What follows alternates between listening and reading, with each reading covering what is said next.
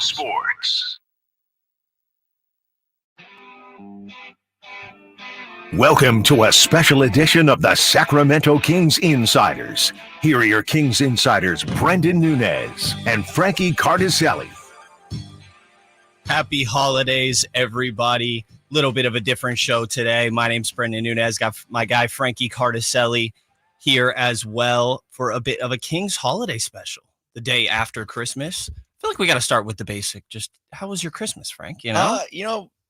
First of all, great to be here. Happy holidays. Merry Christmas. We have Nate behind the glass, by the way. Thank you, Nate, for being here this morning.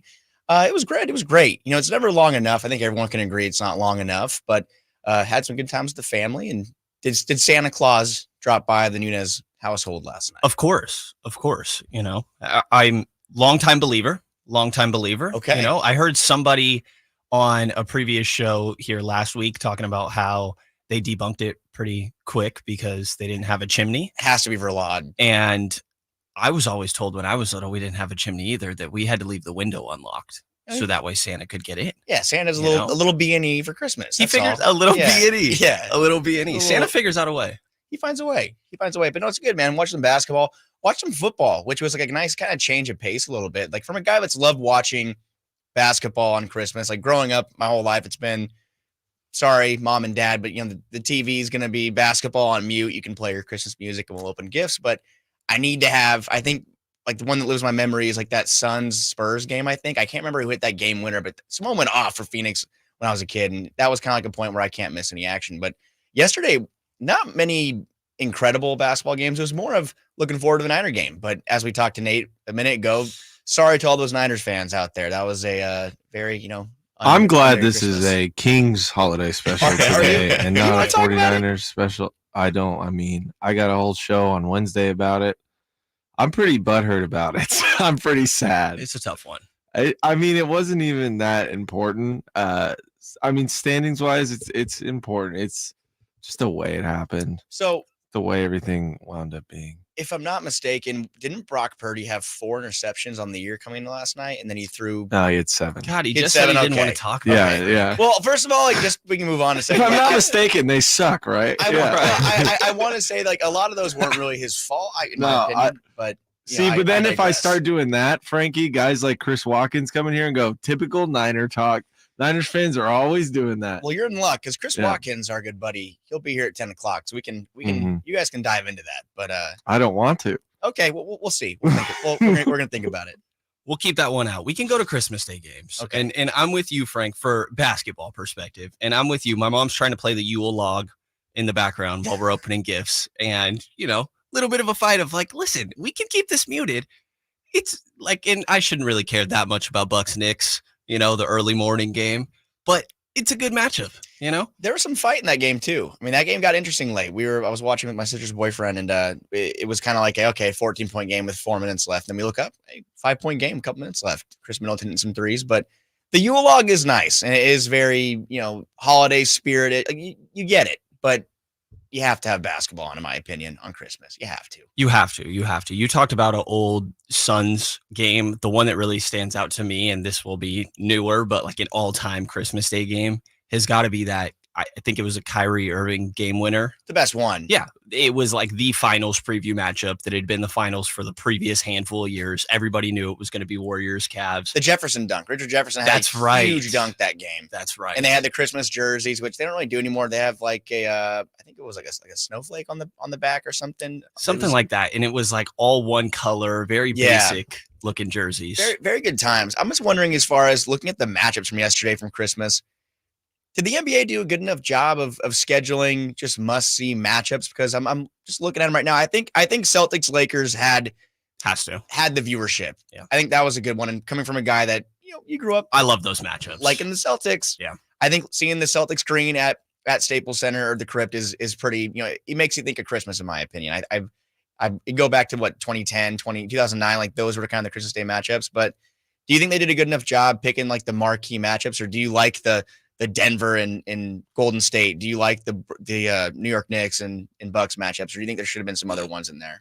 I think these are fine matchups. I think that obviously you look at Celtics Lakers, and that's going to be the marquee one that has everybody's eyes. I do love that a bunch of the Celtics guys, like Porzingis has a red arm sleeve. Jaylen Brown does the same. They went a little festive for that one. But I think these are good matchups. Bucks, Knicks, like that sounds like a first, second round matchup to me. Obviously, Warriors, Nuggets is a big one there as well.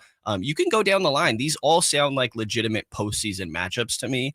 So I think it was a fine slate, and maybe the games didn't go quite the way the NBA would have hoped. There were some entertaining ones in here as well, but a lot of them felt, I don't know, like you could tell the way that a lot of these were going throughout most of them, aside from some close ones here. So I think the only way it could have been better from our perspective is the Kings get a game. Right? Yeah, the Kings for sure. And I was talking to some family about it. They're wondering, like, how come you don't have work? Well, I mean, the way I explained it was because I've explained it in the past. Well, the good teams usually play on Christmas, but now it's like, okay, well, the Kings are a good team, so why didn't they play on Christmas? And I think there's obviously an argument for them that they could have definitely deserved to play on Christmas. But I'm looking at these teams here, and obviously one thing that stands out is, you know, you have your big marquee superstars like, you know, Luka Doncic. You have Kevin Durant and the Suns, who, you know, the Suns have been playing poorly. The Sixers and Heat game, you see why it's there, but then you see the two guys that are meant to, you know, be the marquee names there, Jimmy Butler and Joel Embiid, don't play. But all these games, New York, obviously, Giannis, like they have that star factor. The Kings are kind of still in the process of embedding themselves in that conversation. Like De'Aaron Fox is on his way to superstardom, I believe. And I feel like if the Kings have another good year like they did this year, they probably will play on Christmas next year. I mean, I think if they finish top 3, top 4 in the West again, you kind of can't keep them out, especially when they do bring in the ratings. I know that the games that the Kings have brought in a lot of ratings have usually been in the Warriors games, like as far as the play in-season tournament and the postseason. I know that there was a lot of talk around, well, it's the Steph Curry factor, which is probably true. But I do feel like the Kings are in a spot that come next year, if they're still where they are now, yeah, we might be punching our time cards on Christmas Day. I think they're getting close. Offensively, an extremely entertaining team, obviously. With the way that they get up and down the floor, I agree with you. I think De'Aaron Fox is right there, if not already there on the door of superstardom.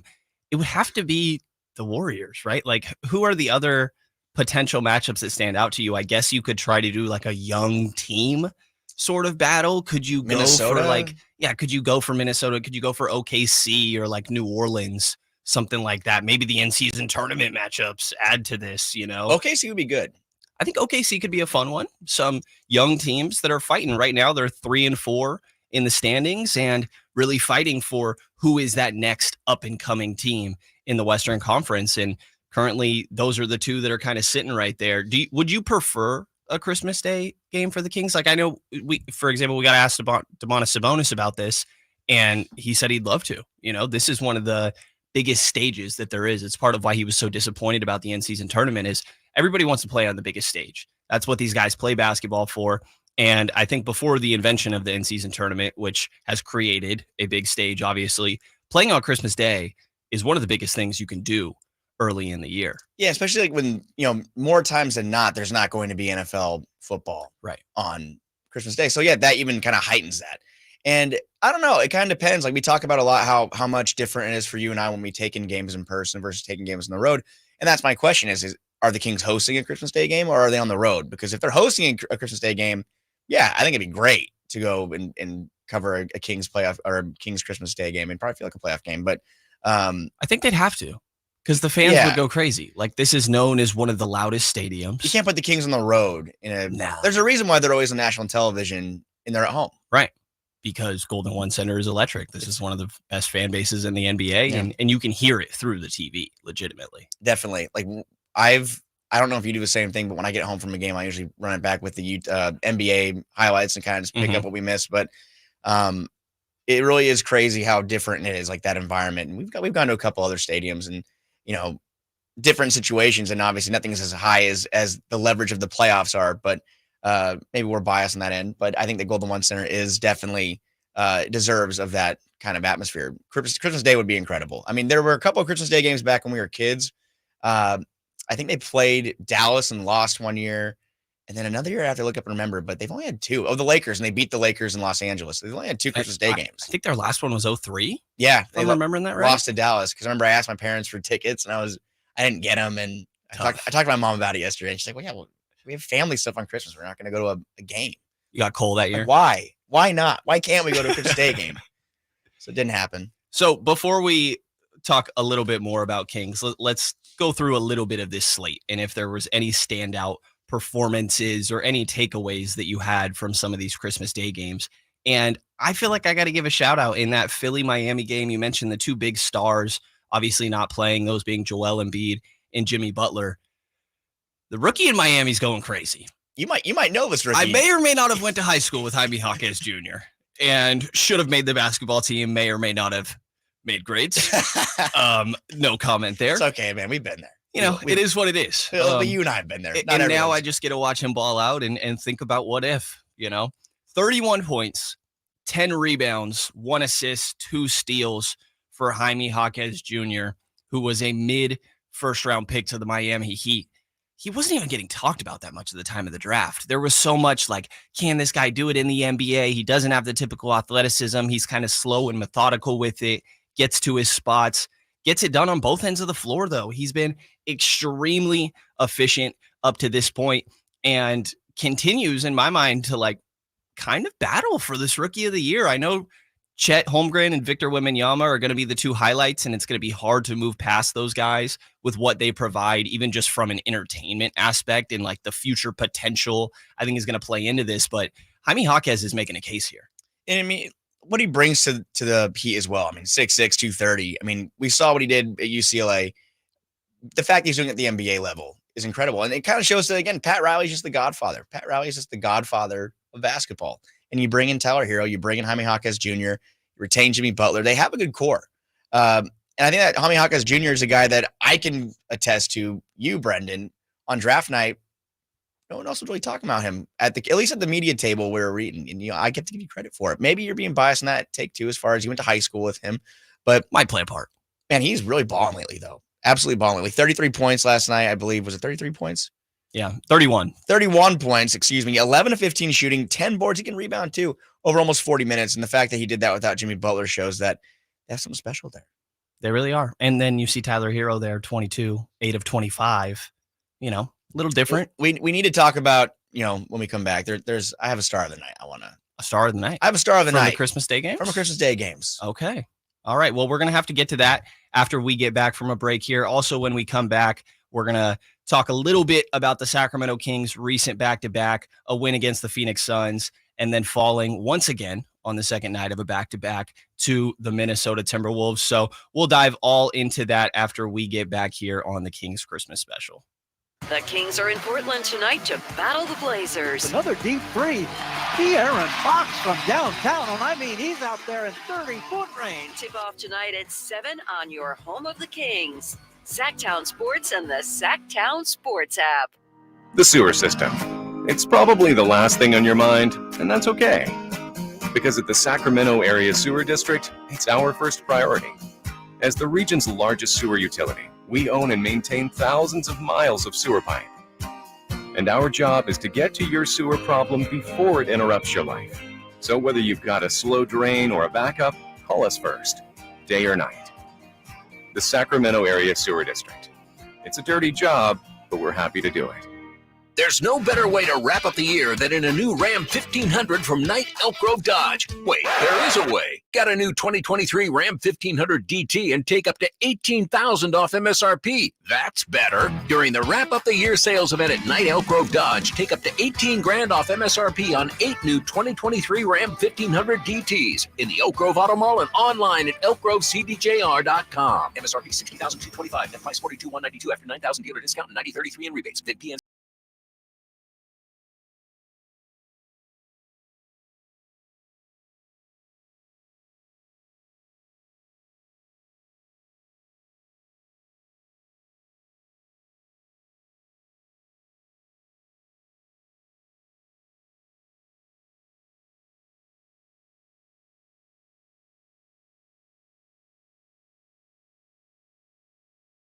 Brenden Nunez, Frankie Cardicelli. We're not far from getting into that recent back-to-back that the Sacramento Kings played against the Phoenix Suns, Minnesota Timberwolves matchup with the Portland Trailblazers on the road tonight. But before we get to there, Frankie, you had a little Christmas takeaway from some of these basketball games taking place yesterday? Got home last night. It was a long day, long Christmas. Flipped on the TV. Dallas Mavericks playing the Phoenix Suns. Checking in on it. What are Katie and Luka up to? Luka's dropping 50 again. We don't need to talk about that. Do you know who was having a night for the Phoenix Suns last night off the bench? Oh, gosh. This is where we're going. Do you know? Chimezie Metu, former Sacramento King, last night off the bench, 23 points, 19 rebounds, 6 offensive, 9 of 18 shooting over 34 minutes. I'll have to look it up. I probably can in right now in very short time. But Chimezie Metu, I can't remember him having. Dude, I think it's a career high in points and rebounds. Did he have a 10 rebound game during his career at the Kings? I mean, I really don't know. I'm sure he did, and I'm being a little okay. He had a 13 rebound game. That's just incredible, though. The fact that he almost had a 2020 game. He did, and it's a career high in both. And he did it on Christmas. We're talking about Christmas being one of the biggest platforms and stages at the early points of the NBA career. And Chimezie Metu goes out there and does that. And he's playing their 5, I don't really know what to make of this. And man. Kevin Durant's saying he doesn't have help in Phoenix. But he's got Chimezie Metu right talking there. About here. He even got on the bench giving me 2020. No, it was funny though, because I was talking to some families about I don't think Sabonis has had a 2020 game this season. And Chimezie Metu's about to throw up a 2020 off the bench on.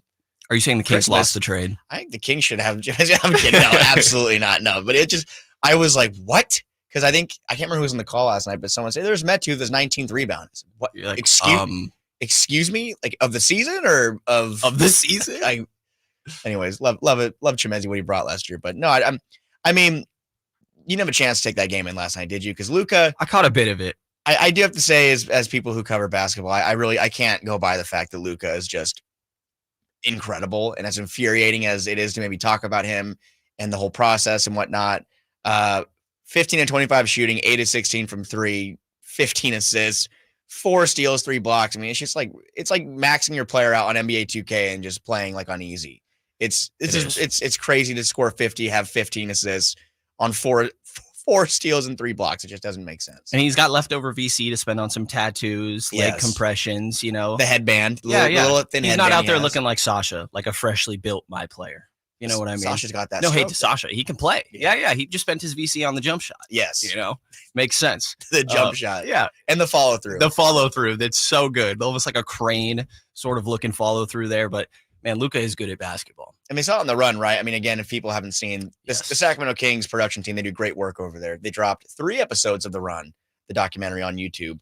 And they did get Sasha in slow motion doing that follow through. So they did. Make sure you check that out. At the bowling event I went to, maybe about 2 weeks ago now, that the Kings hosted over at Apex. Everybody was made. I caught a couple of the players making fun of Sasha's follow through, just doing the little crane. There's definitely a good team chemistry going on here. And I think you feel it on the court sometimes. They have tough times on back-to-backs. They're currently 0-4 on the second nights of back-to-backs. But did you realize they're 4-0 on the first nights? I did not know that. They win every time on the first game. But the second one is pretty tough. That bodes well for next week when they have the next one. It does. Maybe we can get into this back-to-back if you're up for it, Mr. Kings Cowboy. Stop it. Phoenix Suns. It's Christmas, please. Is there a Christmas Cowboy? I'm sure.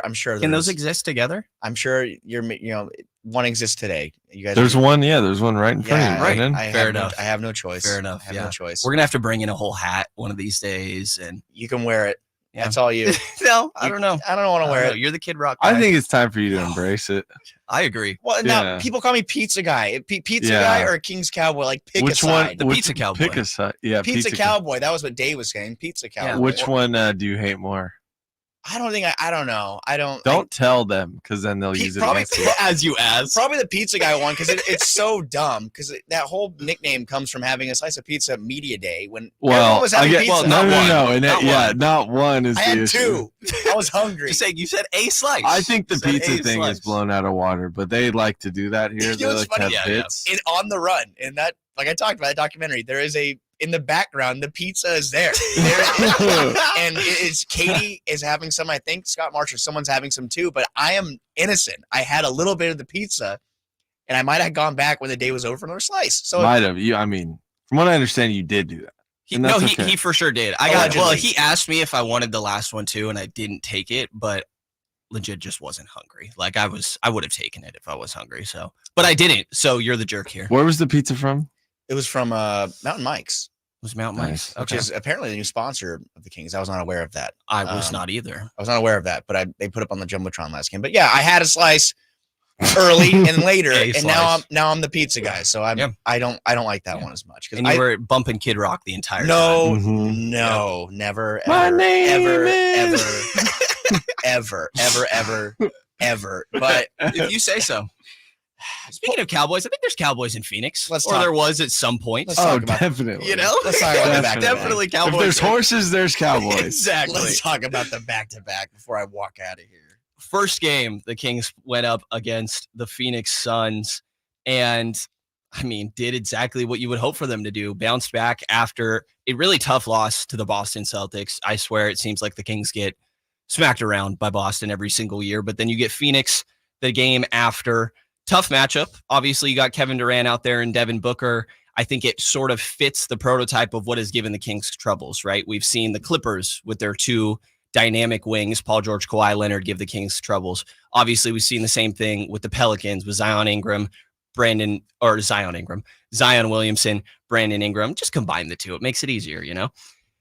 The Kings took care of business here. Offensively, I thought they were totally rolling. They scored over 30 in every quarter but the fourth. The fourth made it a little bit close, you know, to the point where you're writing your recap at the end and we look up and we're like, what's going on here? It didn't feel ever like that close. It didn't. They were in control, but yeah, you did look over at me at one point and you're like, you might have to erase. No, I felt confident. Luckily, you didn't. You had a reason to be confident because the Kings end up coming out on top there, 120-105.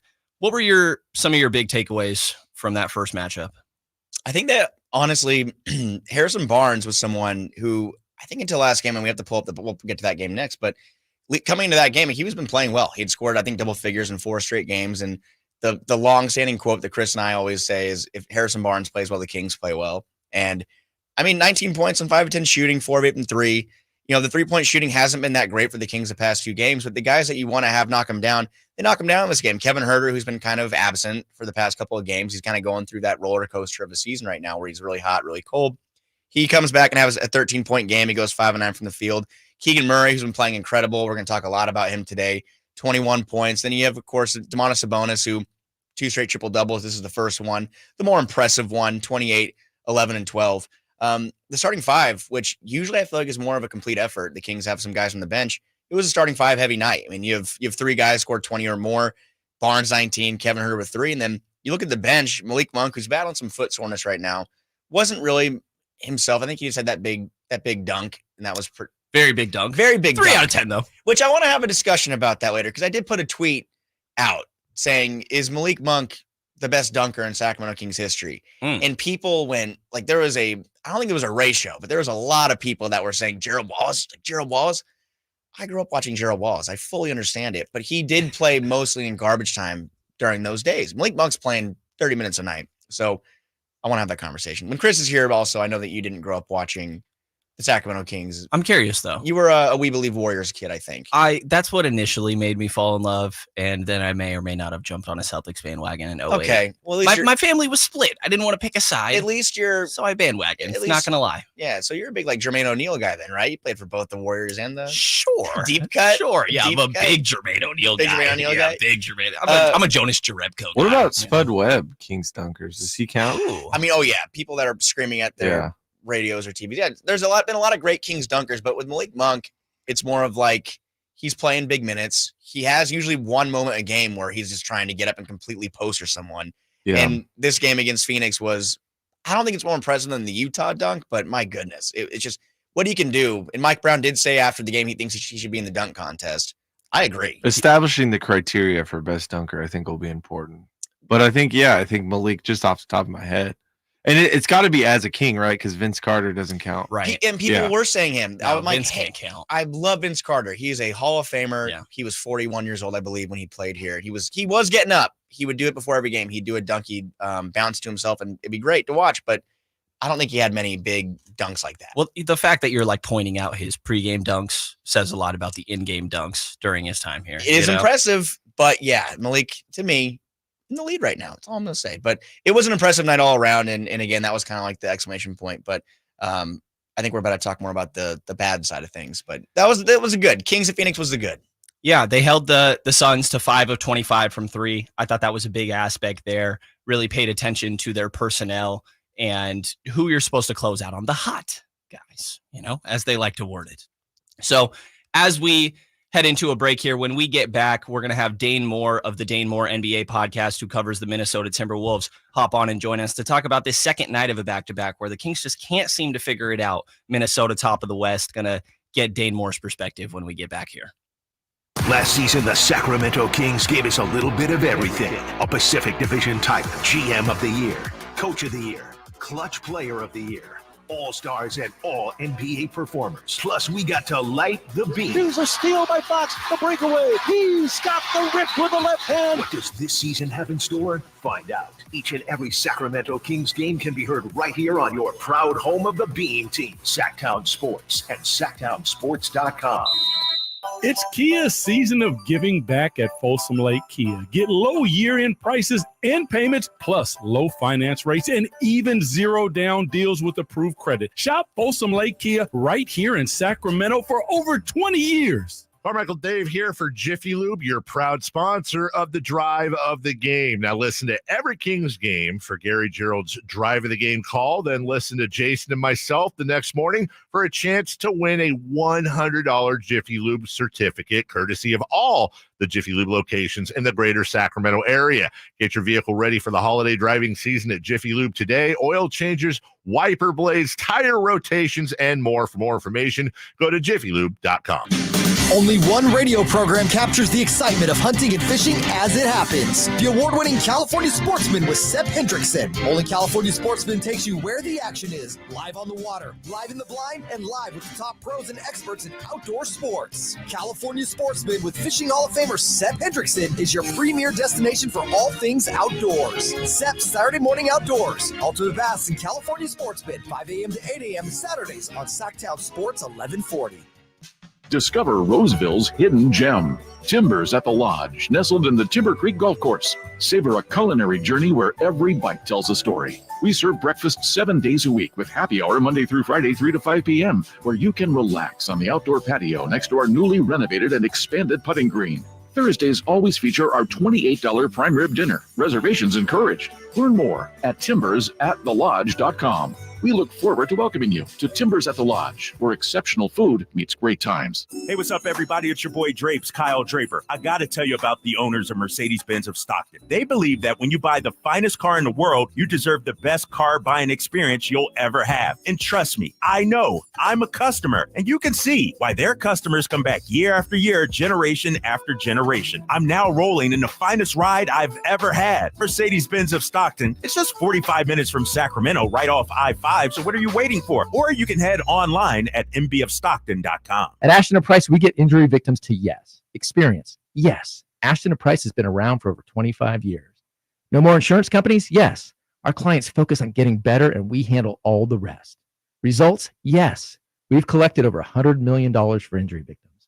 No fee until we win? Yes. Our clients pay nothing until we win. Ashton & Price, the best at getting to yes.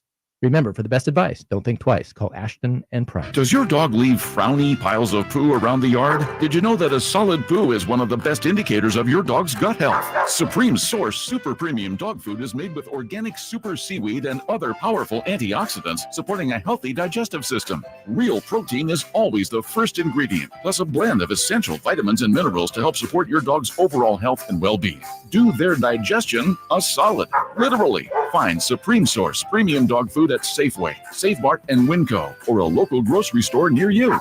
Red Hawk Resort Casino is the best place to go all in and all out. Go all in at our table games, then go all out to win on the area's only 3-story indoor kart track.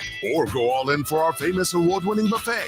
Then go all out at our state-of-the-art 18-lane bowling center. And now with a world-class sports bar and beautiful resort hotel, you can go all in for fun and all out for comfort. We're Red Hawk Resort Casino, official casino partner of the Sacramento Kings.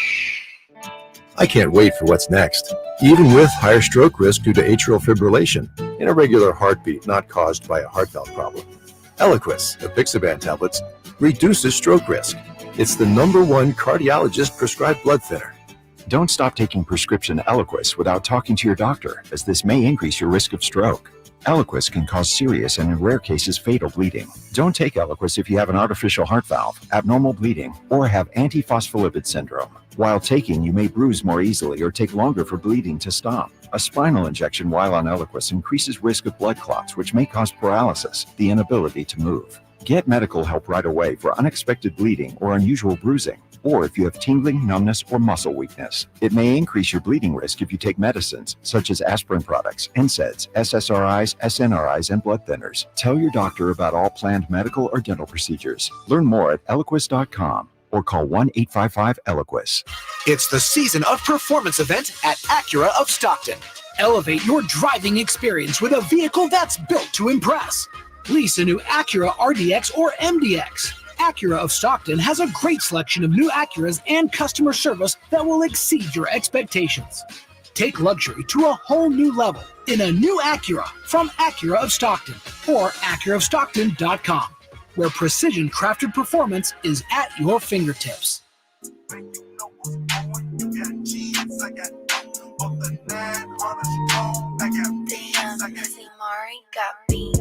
Live and local. Live and local. This is Sactown Sports. Kings Christmas special.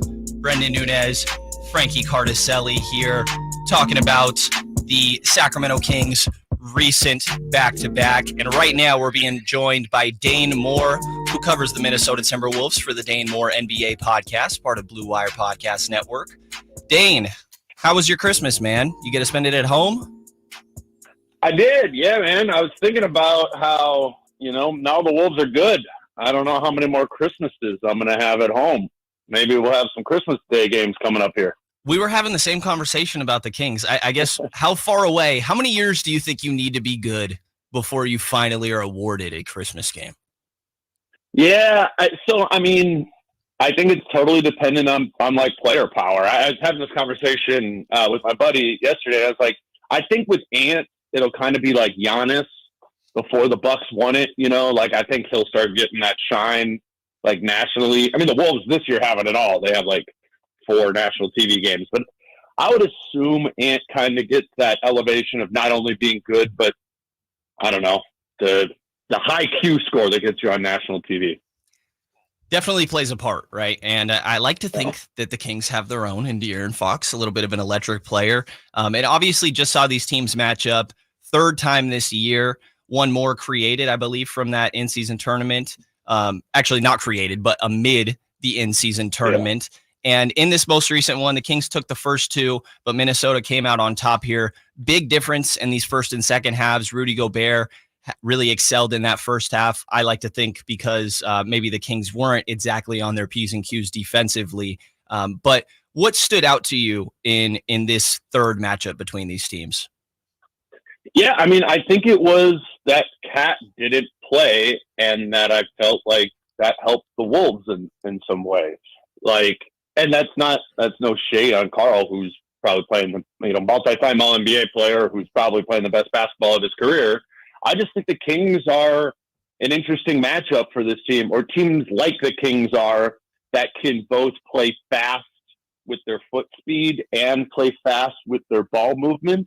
I think in theory that punishes the Wolves' double bigs look, particularly with Cat and Gobert, to kind of need to move laterally, once they get into the half court there. And it's easy to point to that last game where the Kings won, and they had that Cat did play it, and the Kings hit all those threes. I don't know, do you call that? I mean, I'm curious what you think. Like, was that just a hot shooting game when they won at Target Center, or did that seem like in a foot speed and ball movement advantage? Because that's what I was kind of thinking about going into this game on the 23rd, was that, all right, how are the Wolves going to be able to keep up with the speed there? And then you kind of go, okay, no Cat in this game. That at least helps the speed element of it. So it's an interesting matchup to me, but do you think that there's a real speed advantage there? Like when you're looking at it and there's Cat and Gobert both on the floor? I think that there should be. I think that obviously the Kings, and you could say this for most teams that are pretty reliant on their offense, big difference between when shots are going down and when they're not, obviously. But I do think that played a factor. Excuse me.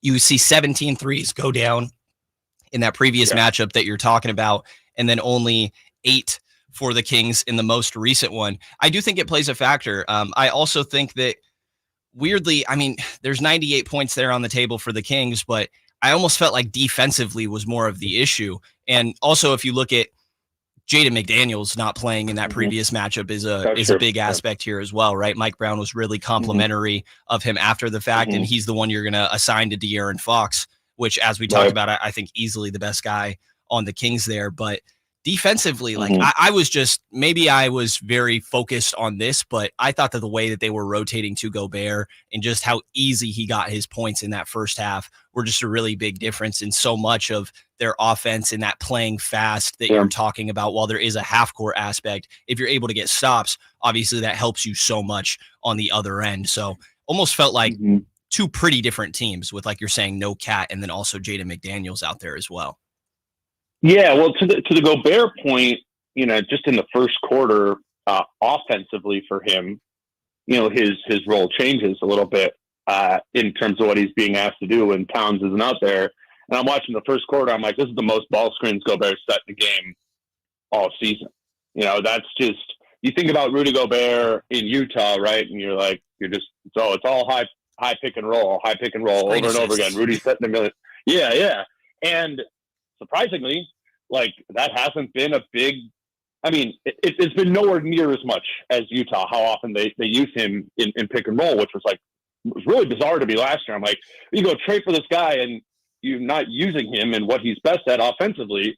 But I get it. Like it's just in there when the roster is fully constituted with Towns out there, it's just not something that they go to a lot. But in that game, again, with no Towns, it was pick and roll, all like over and over again. And Conley and Gobert were kind of picking at the Kings defense there. And then, Ant was too. They were putting 2 on the ball. Sabonis was playing way up in coverage super aggressively. And I thought Ant did a really good job of kind of navigating that and also finding Gobert. That wasn't your normal Gobert offensive game. That was one of his best offensive games of his career in Minnesota. And again, I think that was an element of having Towns out, that they leaned on that a little bit more. Dane, this is Frank Cardicelli. Thanks for joining us, man. Merry Christmas to you. I'm looking at the standings here, and obviously Minnesota's been just a juggernaut so far, 22-6 on the year, 12-1 at home with that one loss, of course, what we talked about being against Sacramento in that in-season tournament. The defensive rating, you're first in the NBA, Minnesota, opponent points per game. I'm just wondering, what to you has been just the most impressive aspect of Minnesota and what they're doing this year in order to be atop of the West? Yeah, you got to probably start with the defense, obviously. But the thing is I think everyone's like, oh, the Wolves were a dumpster fire last year, right? And you just kind of think of this whole disaster after trading for Gobert, but they were 8th on defense last season. And I've kind of reflected on it as over the course of this season, being like, maybe we should have anticipated some defensive growth. And if you're already 8th, it's not that far away to become a top 5 defense. I'm surprised they've been the best defensive team in the league, but they really laid out with this group that was, as the cliche goes, like where the identity is going to start. But you watch this team every single night and you understand that to make this trade work, you need to maximize Gobert, and they have. And credit to Rudy, and he's come in really healthy, really agile. That's a concern for a 7'2" guy at 31 years old. That was a fear last year. Is like, is he starting to trend down in the other direction, right? It wouldn't be the first 30-something-year-old 7-footer to just be like, kind of fall off the cliff pretty quick. And he hasn't at all. And he is what is behind this number one defense. I mean, Jaden McDaniels has missed half the games. He's the second best defensive player on this team. But Jaden has missed time and hasn't honestly been that great defensively when he has played. So I think it's really Rudy leaning into a defensive identity and having all your players embrace that, even the offensively minded ones like Cat and Ant and up and down. I mean, it's just a damn good defensive team. And on the Sacramento side of things, obviously you've had your firsthand look at the Kings now, 17-11 through 28 games. And out here in Sacramento, when the wins happen, you know, emotions are fleeting out here. When the wins are coming through, everyone's having a great time. When they lose, you know, the things can change very quick. And obviously on a back-to-back, the emotions certainly swung. Just what, in your opinion, in the Western Conference, where do you see the Sacramento Kings this year through this point in the season? Do you see them as a contender in the Western Conference or someone that's more in that kind of play-in fringe? Oh, I mean, I think that there's a category like between contender and play-in fringe, right? You know, like I think that's where I kind of see them. It's hard to know what the top of the conference is, right? Like even with the Wolves, like are we talking about, you know, regular season record wise? Like the Wolves have done a lot to earn respect, but do they actually belong in the same tier as a Denver? You know, I think that's a fair question to ask. And so to that end, I mean, I think kind of the Wolves and the Kings are these teams that are looking to, you know, find their rhythm, find their identity, know what they do best, know what they do worst over the course of the season. So when that time comes, you know, to actually be end of the season and compete in the playoffs, like, you've maximized what you have there. And I think for both the Kings and the Wolves, if they have done that, then they can get to the point where they get into a playoff series and have a belief that they can compete with anyone, including Denver. And maybe the Wolves have done that a little bit more, like garnered a little bit more of that belief thus far this season, you know, just because, like you said, the 22-6 record is just kind of nuts. But I don't put the Kings outside of that either. You know, I don't put them as a team that I can't see, you know, being in the Western Conference Finals. And it's not like things need to break right. It's like, can they continue to grow on this defensive mentality that they're having? And can they again be that elite offensive team? They do both of those teams, like both of those things. I think there's a decent enough amount of parity in the top of the conference that, well, yeah, just both of the Wolves and the Kings can convince themselves reasonably that they're part of that. Yeah, Dane Moore of the Dane Moore NBA podcast. Dane, what do you feel like when it comes to these teams needs to be proven before you are able to even flirt with the conversation of contention in the Western Conference? I don't think it's the time of year for us to be talking about contention. Right.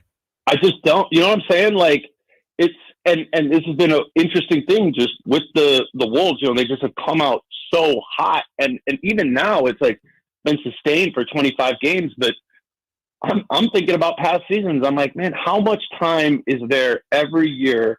How long does it feel between the end of the season and Christmas?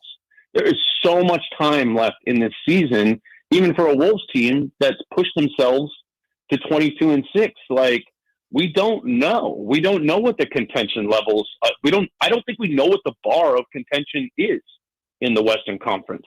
Do the Wolves define it? You know, does Denver define it? Is there a team over the course of the next 3 months like the Suns? You know, who I know the King. I watched that game where the Kings played the Suns the other night, and they get up by 30 on them in the third quarter. But it's like, can we rule out the Suns having a really strong month and going on a 14-game win streak or something like that? I just don't think we know the West yet. And so it's not the way I'm looking at it with the Wolves. I'm looking at, like, what are these marginal things week to week, right? That you're like, can this team get better at defensive rebounding? Is it possible, is it possible to do this? And elevating, what are these small things that you can elevate yourself over the course of time? So 3 months from now, we can talk about, does this team have the juice, right? Does this team have the juice now come the playoffs to be a real contender and compete to get to the Western Conference Finals? And I think I think that's true for the Kings too. It's just proving it over the course of a season and growing over the course of the season. The team that comes out of the Western Conference and goes to the finals this year, I think is going to be the team that does that this year. Yeah, that's fair enough. I think that the Pelicans were sitting atop the West for a little while at the beginning of last season. Even Great example. For a short stretch, I think Portland was up there for a little while pretty early in the year. So definitely changes quick. We do got to get to a break here. Dane, if you'll join us for one more session, that'd be amazing. After we get back, want to ask you about the length. Tim Connolly came from Denver where he got a pretty lengthy lineup and did the same thing in Minnesota, and it's been a hot topic with maybe the lack of in Sacramento. So we're going to get into that with Dane Moore after we get back from a break here on the Kings Holiday Special. The NFL's leading rusher plays here. And a handoff to McCaffrey, walks in the end zone. Handoff to McCaffrey, takes it right down to the goal line. He does his thing again. McCaffrey goes in motion right. Backwards pass led by Juszczyk. A block there. Hurdles a man. 10, 5, touchdown! CMC! You can hear all of Christian McCaffrey's touchdowns on your home for 49ers football. Sactown Sports. Golf to Go is brought to you by the Hagen Oaks Golf Super Shop. Here's Frank LaRosa. I'm filled with gratitude for the Golf to Go show guests who have trusted us with their time, their thoughts, and their dreams. People like NBC's Peter Jacobson, Angie Dixon from First Tee Greater Sacramento, former 49er great Steve Young, Sir Nick Faldo, the heralded team at Hagen Oaks like Ken Morton Jr., Tom Morton, PGA Golf to Go's resident on-air playing coach, Mike Woods, PGA Director of Golf, and all the PGA professionals and guests who have entertained us over this year's 52 shows. Thanks also to you, our loyal listeners who are there every week with compliments and suggestions when we might hit it out of bounds. Thanks also to the game that brings us all together, to the millions of men, women, boys, and girls who play the game. Thanks to the able-bodied, and thanks also to the programs that nurture those in need of a lift, like the California Eagles, PGA Hope, and many more. Thank you to Scott Marsh. We are fortunate to have lived life and had a chance to play the game. That's your Golf to Go. I'm Frank LaRosa. Finding great candidates to hire can be like, well, trying to find a needle in a haystack, but not with ZipRecruiter. Its powerful technology actively finds and invites qualified candidates to apply to your job. So while other companies might deliver a lot of hay, ZipRecruiter finds you the needle in the haystack. See why 4 out of 5 employers who post a job on ZipRecruiter get a quality candidate within the first day. Try ZipRecruiter for free at ZipRecruiter.com/free. That's ZipRecruiter.com/free. Guys, want to lose weight, improve your performance, and increase your drive? Revive Men's Health Sacramento can help you address the root causes of weight gain, low energy, poor drive, and performance issues. And since your testosterone level has a direct impact on your weight and fitness, we'll give you a free T-check and free exam at Revive Sacramento. Imagine upping your game, losing weight, and getting in shape all at once. Revive can help you make it happen with our new cutting-edge weight loss medications like your favorite athletes and celebrities use. They're affordable and available now. Weight gain and low T are treatable conditions. We know we can help you. Take that first step and book today. You're only one step away from getting in the best shape of your life. Call Revive Men's Health at 916-277-8599. That's 916-277-8599. Or visit ReviveMen'sHealth.com. As we come together to celebrate the end of this long, long year, Stockton Honda has savings to bring us all cheer. Happy Honda Day savings and selection galore. Stockton Honda's online express purchase and great people give you more. Save on 400 new Hondas at Stockton Honda during Happy Honda Days. Shop in person or online with our express purchase option. Anytime, anywhere, it's all here. StocktonHonda.com. It's no secret to golf enthusiasts that Timber Creek and Sierra Pines in Roseville are one of the region's most unique and scenic places to enjoy a great game of golf. 27 holes, boundless options. Elevate your game on our newly renovated driving range, putting green, and chipping area. Whether you're aiming for fun, lower scores, or all-around growth, we've got you covered. Experience golfing dreams in Roseville and book your tee time at timbercreekgc.com. Timber Creek and Sierra Pines, your ultimate golf haven. Kevin Lewis of National Garage Door. Whether you need to repair a broken spring, install a new opener, or buy a quality Rainer door, National Garage Door is here for you. Call us today to see how we can transform your house with a new garage door. 638-4554 National Garage Door.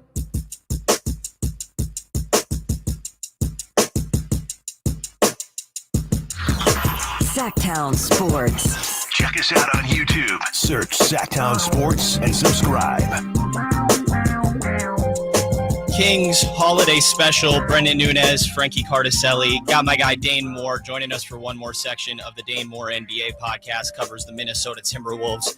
Dane, as I was talking about before the break there, length has been a hot topic among the Sacramento Kings, and more so their lack thereof. And obviously Minnesota sits on the other side of that.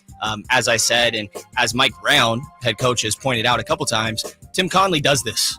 He did this in Denver, got some length on those teams. You even look at KCP, obviously, MPJ, Aaron Gordon, and then Minnesota. Obviously, there's the Twin Towers of Rudy Gobert and Karl Anthony Towns, but you even look at Naz Reid fitting into there, Jaden McDaniels. Just how essential do you feel like having length is in the modern NBA?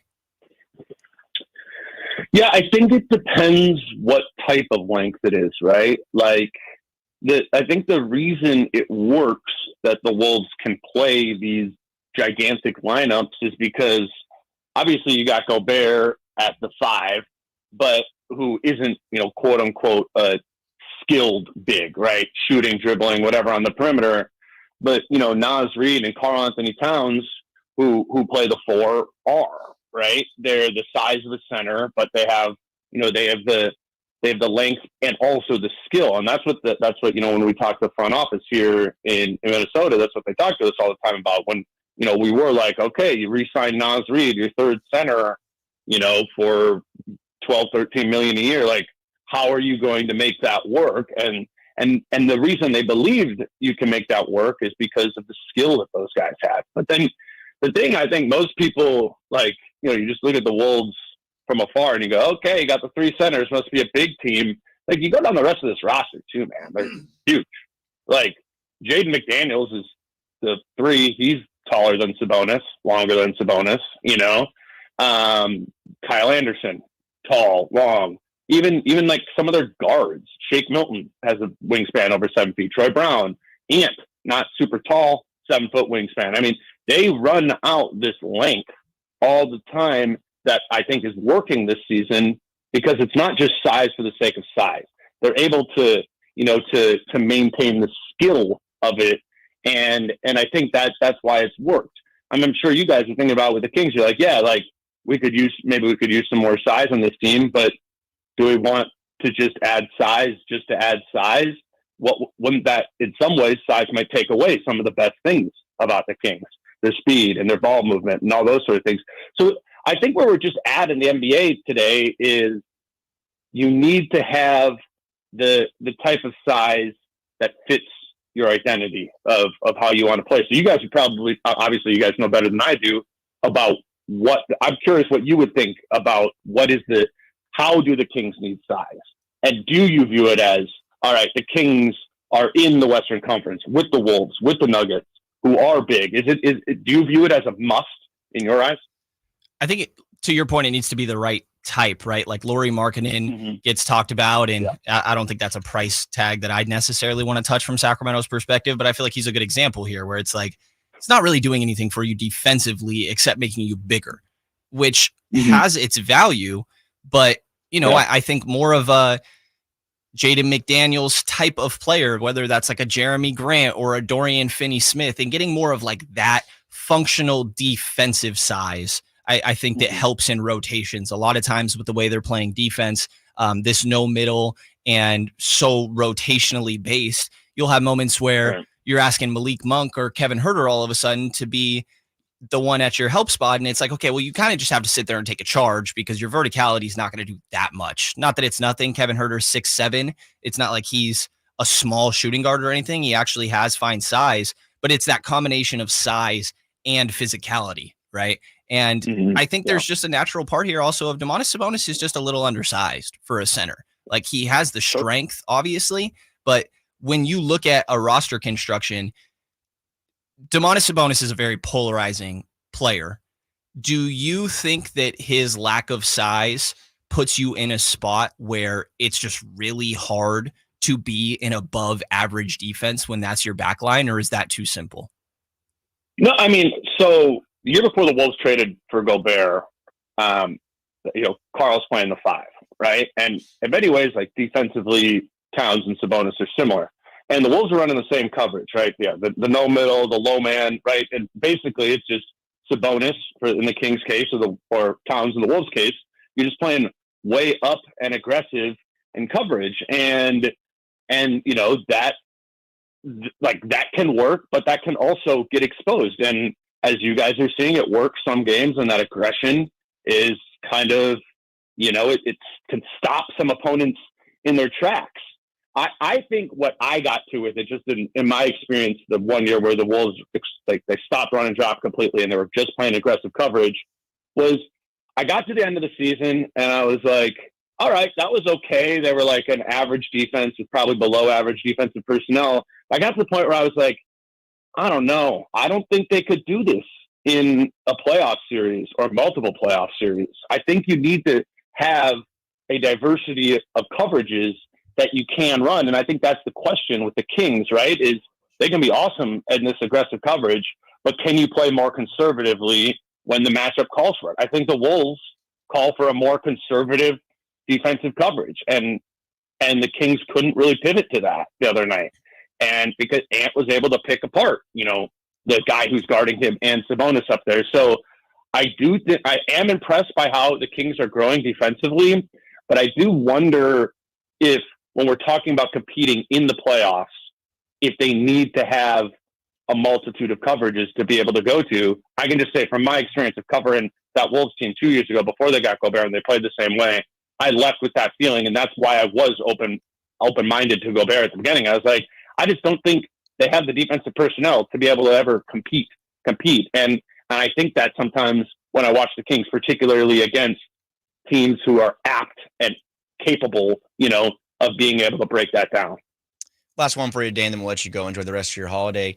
To that extent, the Kings obviously have been linked to some big names in the trade market. Trade season is not quite here yet. Got a month or two to go, but how active do you expect the trade market to be this season? I know we hear the names of Zach LaVine. We hear the guys in Toronto, but do you think any of those guys would be a fit for the Kings and to help with those problems you're mentioning? Yeah, well, the Markkanen one's curious to me. I think you look at it and you go, all right, yeah, like Markkanen, is he a great defender? No, but it is just some of the size thing. Again, to use the Cat comparison, I think Markkanen and Towns are pretty similar players. Cat sliding down to the 4 defensively has actually had some positives to it just because he's big, and you think about Markkanen and what he's done. I mean, I think back to the Cleveland time with Markkanen, and when they played him at the 3, and they just had him guard the point of attack all the time, and they just switched. They're like, all right, well, if you're going to come set a screen here, we're going to have 7-foot Lauri Markkanen switch onto your center. Like, we can deal with that. I think Markkanen might get labeled as just like, oh, this only an offensive addition. But you can't sleep on the size. I mean, he's a bigger person than Domantas Sabonis is. That might help some, And then I just think as an offensive player, Lauri Markkanen is like pretty criminally underrated in the league right now. So that's an interesting one to me. I would get why people in Sacramento would be like, I don't know why we need another offensive engine here. We need defense, but maybe some of that size in and of itself is just helpful defensively. It might be the price might be a little spicy for me, but I don't know how to feel about Danny Ainge reported prices. We'll kind of see there. So appreciate you hopping on, Dane, the day after Christmas here. I hope you have a good rest of your holidays, man. That's Dane Moore, NBA, covers the Minnesota Timberwolves. Can't recommend enough the Dane Moore NBA podcast. Learn more about the state of the West, the best team in the West currently, and NBA in general. So thanks for joining us, Dane. I see you. Big radio, man. You guys are on your come up here.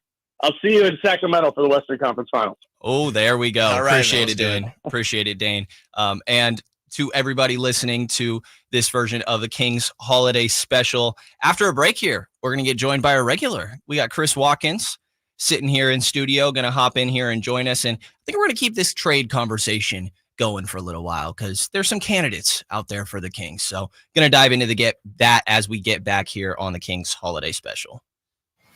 The 49ers have secured their playoff berth, and now they chase the NFC's top seed. Purdy out of the shotgun, looks left, throws end zone. Caught! George Kittle in the back of the end zone. Touchdown! San Francisco! Check out all the 49ers games with Greg Papa and Tim Ryan. On your home for the playoff-bound 49ers. Sactown Sports and SactownSports.com. Every 40 seconds, a child is reported missing. That's 2,000 children every single day. It's a heart-wrenching reality that we can no longer ignore. Find the Children is a non-profit organization dedicated to helping find missing kids. You can be a part of their mission by donating your unwanted vehicle, running or not. Call 1-800-775-5622. We guarantee that you will receive the maximum tax deduction. We provide fast, free pickup with 24-hour response. Call 1-800-775-5622. Find the Children provides crucial resources to help find missing children and educational materials to teach kids how to recognize and avoid predators. Our recovery programs have a proven track record of reuniting kids with their families. It's time to act. Donate your unwanted or unused car. Help us build a world where every child is safe. Pick up the phone and call 1-800-775-5622. Together, we can bring these kids home safely. This advertisement was paid for by Cars R Us and Find the Children. At Elk Grove Honda, our recipe for happy holidays is to think Happy Honda Days. There's no better time to visit Elk Grove Honda than during our year-end clearance sale in the Elk Grove Auto Mall or online at elkgrovehonda.com. I gotta get an Elk Grove Honda. Hello, Sacramento. I'm Emran Pilati, owner of True Sports Cards and Collectible Store here in Rockland, California, and the host of the True Sports Cards Show that airs right here on Sactown Sports 1140 every Saturday from 10 to 11 a.m., where we discuss the latest trends, hottest products, and deliver exclusive interviews with other industry leaders. And don't forget to visit our shop, True Sports Cards, at 6661 Stanford Ranch Road in Rockland and see what we have for all your sports card and memorabilia needs.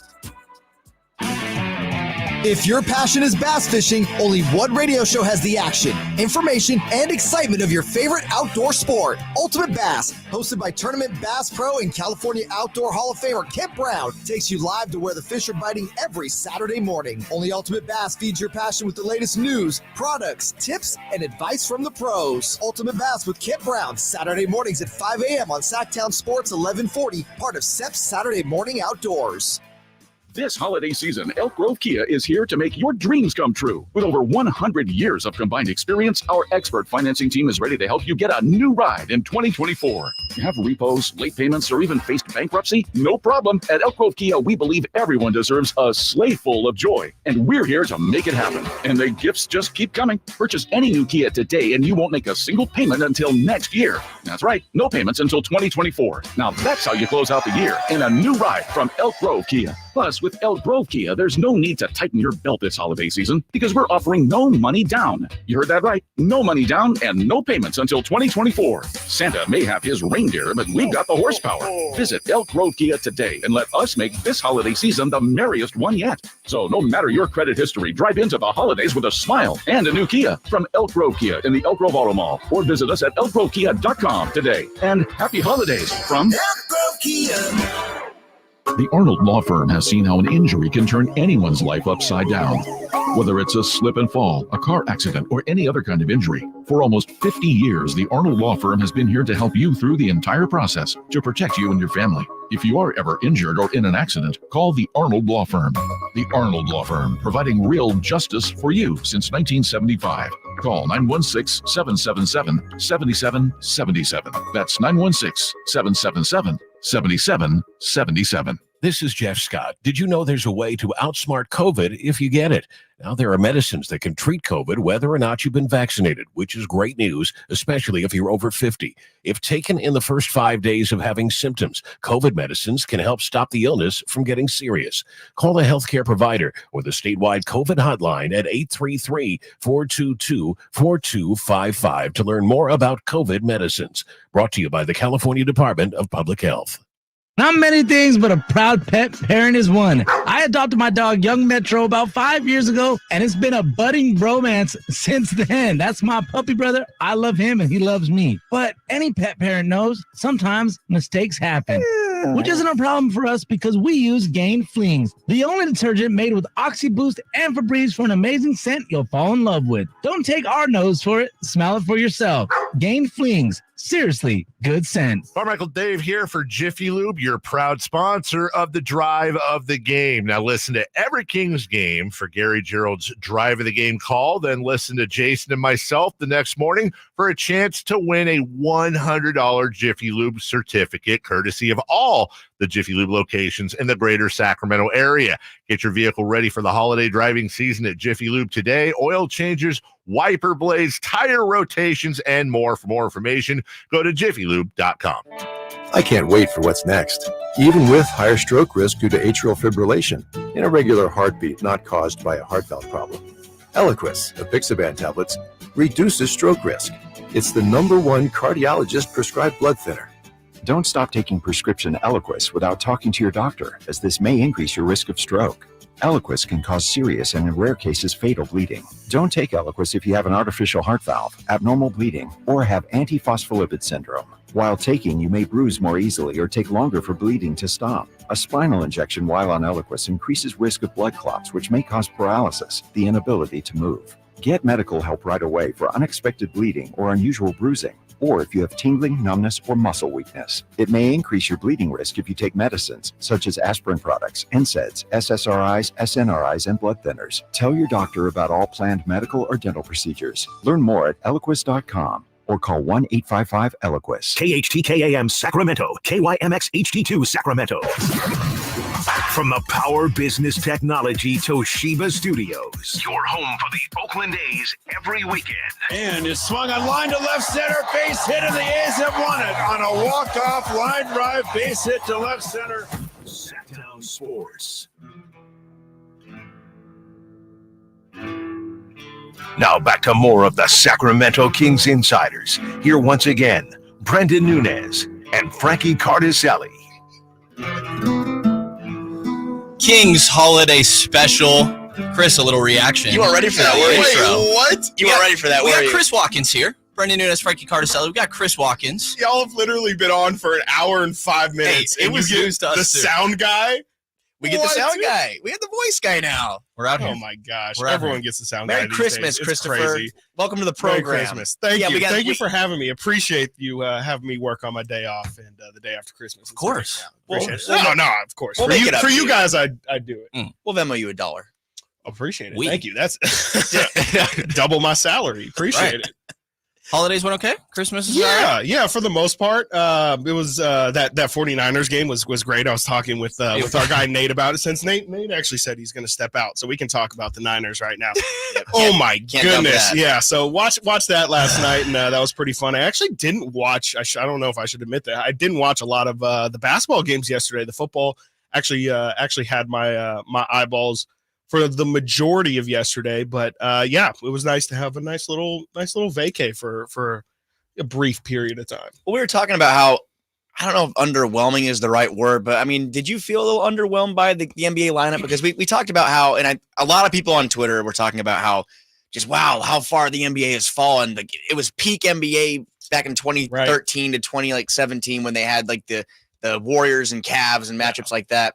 Do you think that the NBA, like that kind of product on Christmas, has kind of suffered over the past couple of years? For sure. Yeah. As like when I was looking at the lineup yesterday, I was like, what game is really just supposed to capture me? Like what game? Kings Celtics.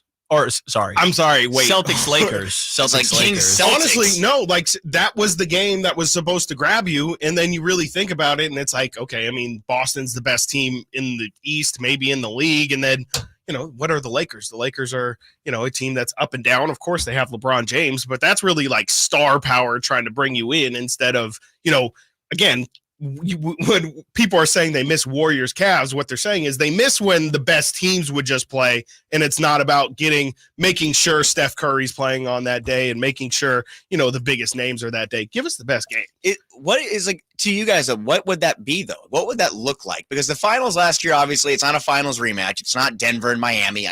But give us that. Like why? Like that? That should like fit the two finals like teams should just play on Christmas, right? They didn't even do that.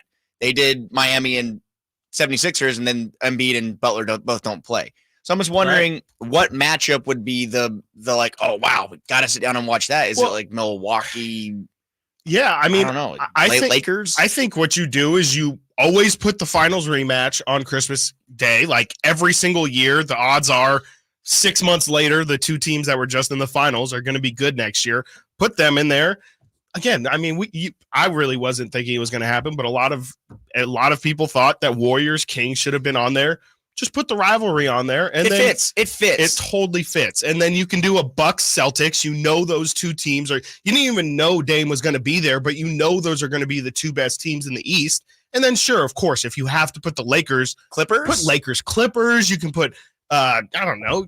Just think of OKC even would have been a safe bet. Like, I don't know. I think that the NBA definitely could have done it better, but that's why the NFL. I mean, that's why NFL is king in America, is because they understand. Look, NBA has that day just because we don't allow you, or we allow you to have that day. Watch what happens when we put three games, and I think from a sports radio talk standpoint, like, Raiders beating the Chiefs and the Niners losing to the Ravens yesterday is a lot bigger of a story than anything that happened basketball. So you're saying yesterday. That's a bigger story than Chimezie Metu's 23-19 game?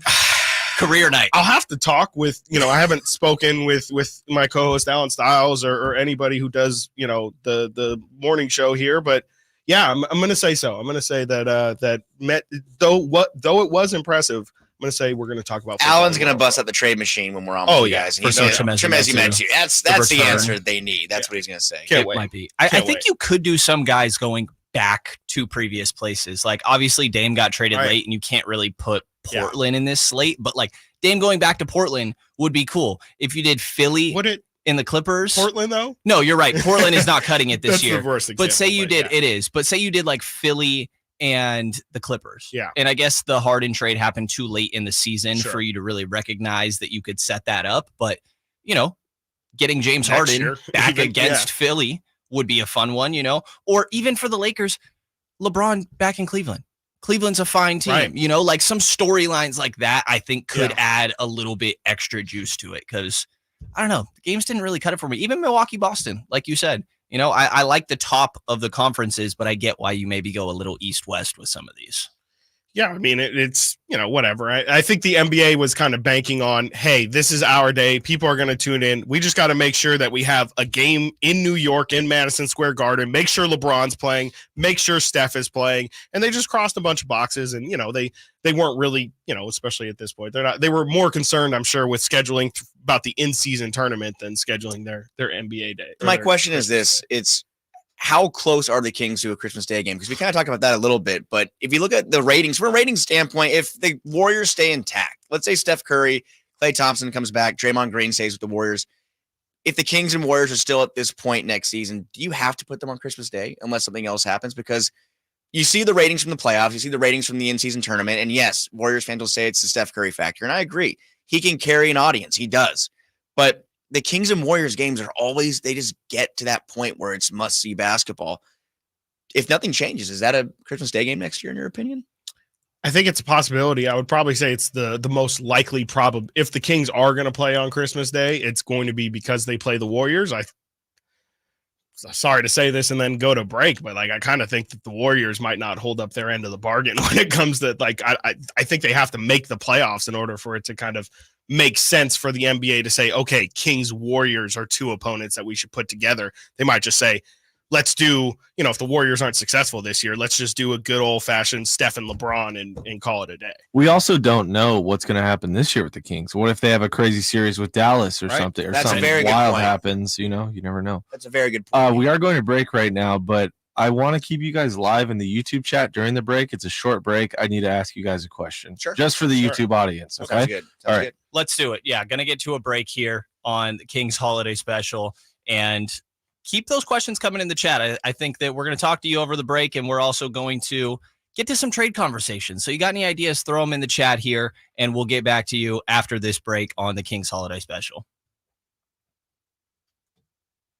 All right. We should be clear now.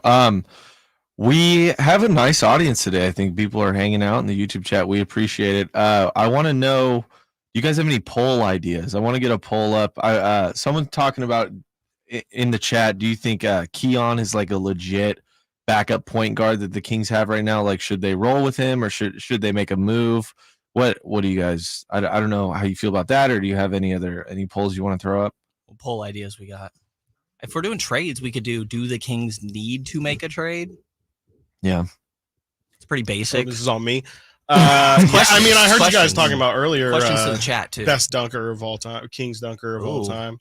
So who would be the what? You got. What are the options? You got Malik. Your mic's not on. Oh, now you can hear me.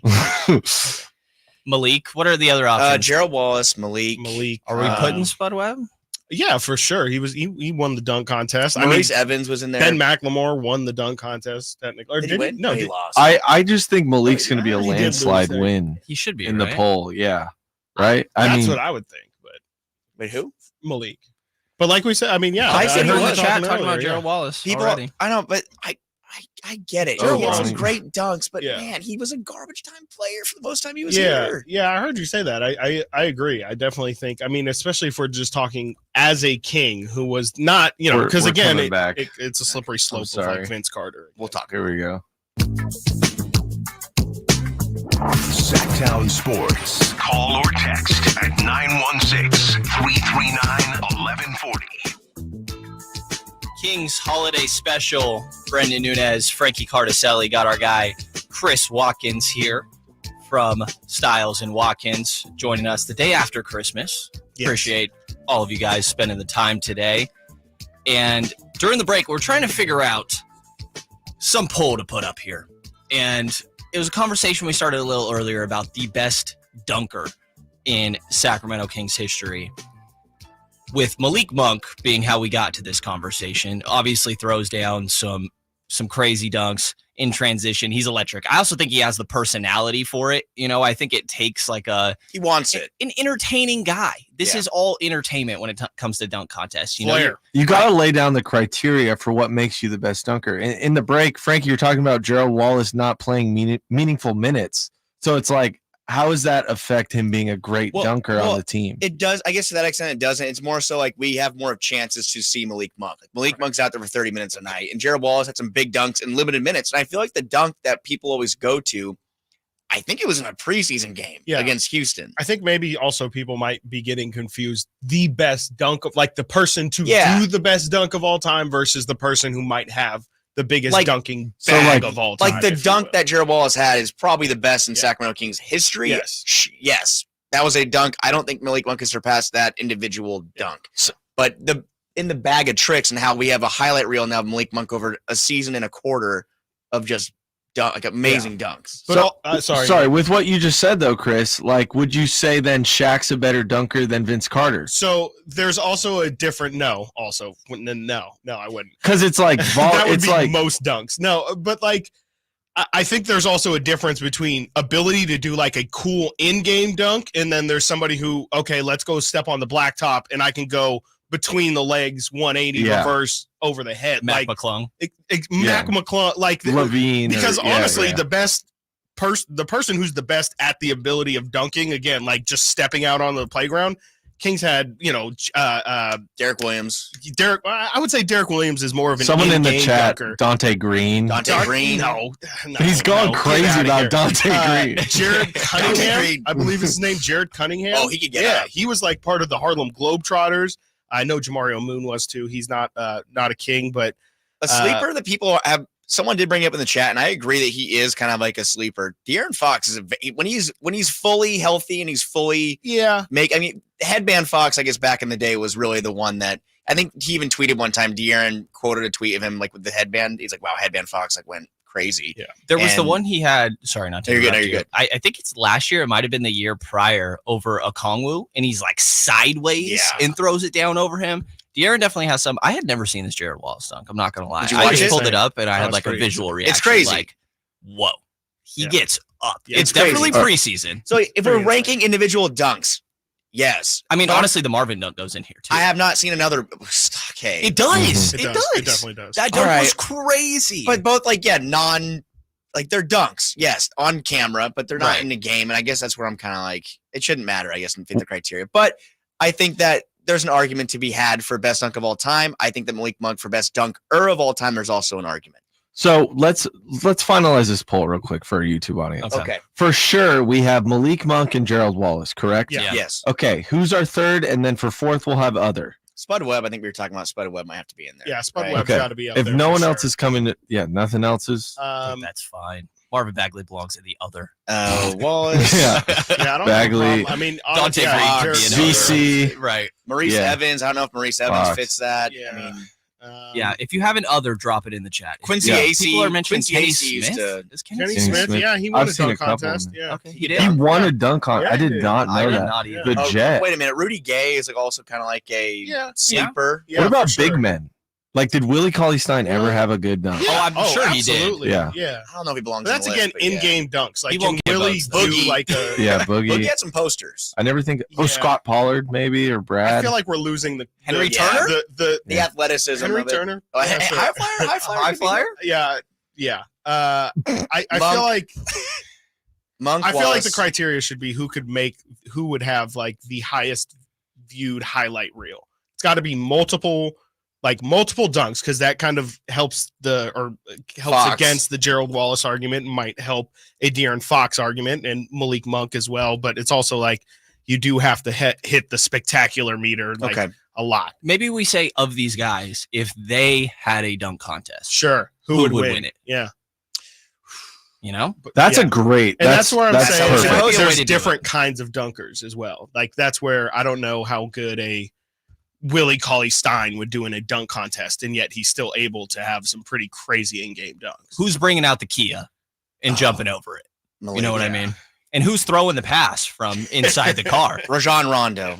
It might need to be Yeah. JaVale throwing the pass to Malik this time. Gravis, you know? Gravis Vasquez throwing an alley-oop to Rudy Gay, the guy who was traded for. My goodness. So who are we settling on? We're settling on Malik Monk. Nate just put it up. Yep. He did. So it's up. Okay. So the question has been changed to who would win the Kings dunk contest. There you go. I think Yeah. that's the criteria for Yep. sure. Malik, Gerald Wallace, Spud Webb, other.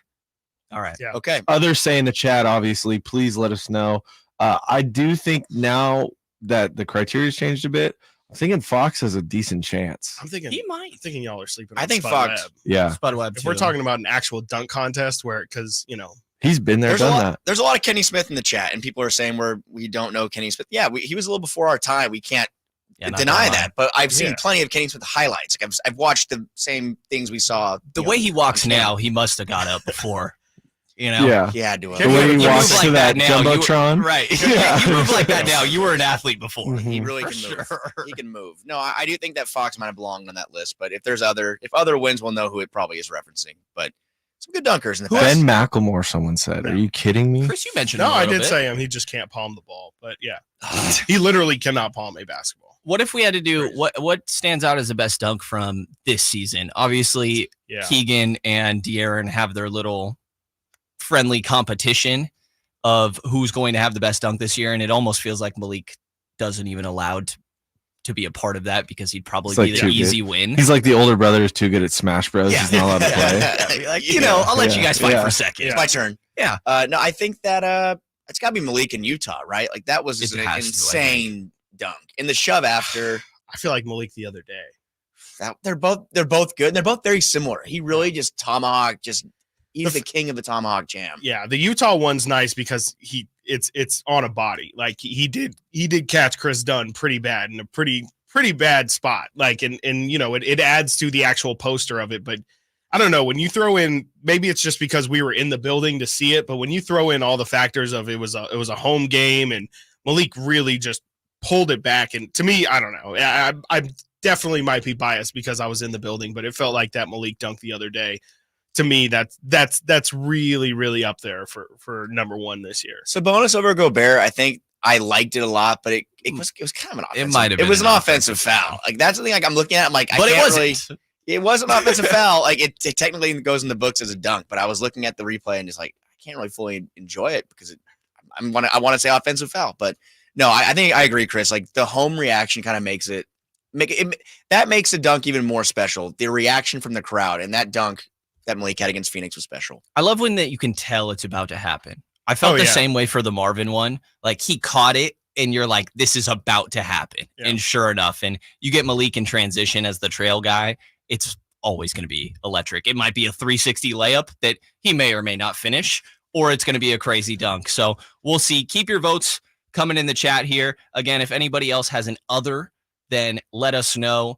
in here who you're thinking, and we'll keep on talking about that. And after we get back from the break here, we're going to ask Chris Watkins a little bit, I think, about this back-to-back and where he stands with the current state of the Kings before we get into some trade conversations. So stick around with us here on the Kings Holiday Special. Can the Niners build off their NFC Championship appearance from last season? How will the quarterbacks perform throughout the year? Purdy back, now going to throw for the end zone, wide open, Brandon Ayuk is on fire! Will the defense lead this squad again? Intercepted, ball got tipped up and taken by Fred Warner. Get all your 49er coverage throughout the NFL season on Sactown Sports and SactownSports.com. It's Kia's season of giving back at Folsom Lake Kia. Get low year-end prices and payments, plus low finance rates and even zero down deals with approved credit. Shop Folsom Lake Kia right here in Sacramento for over 20 years. There are many things to love.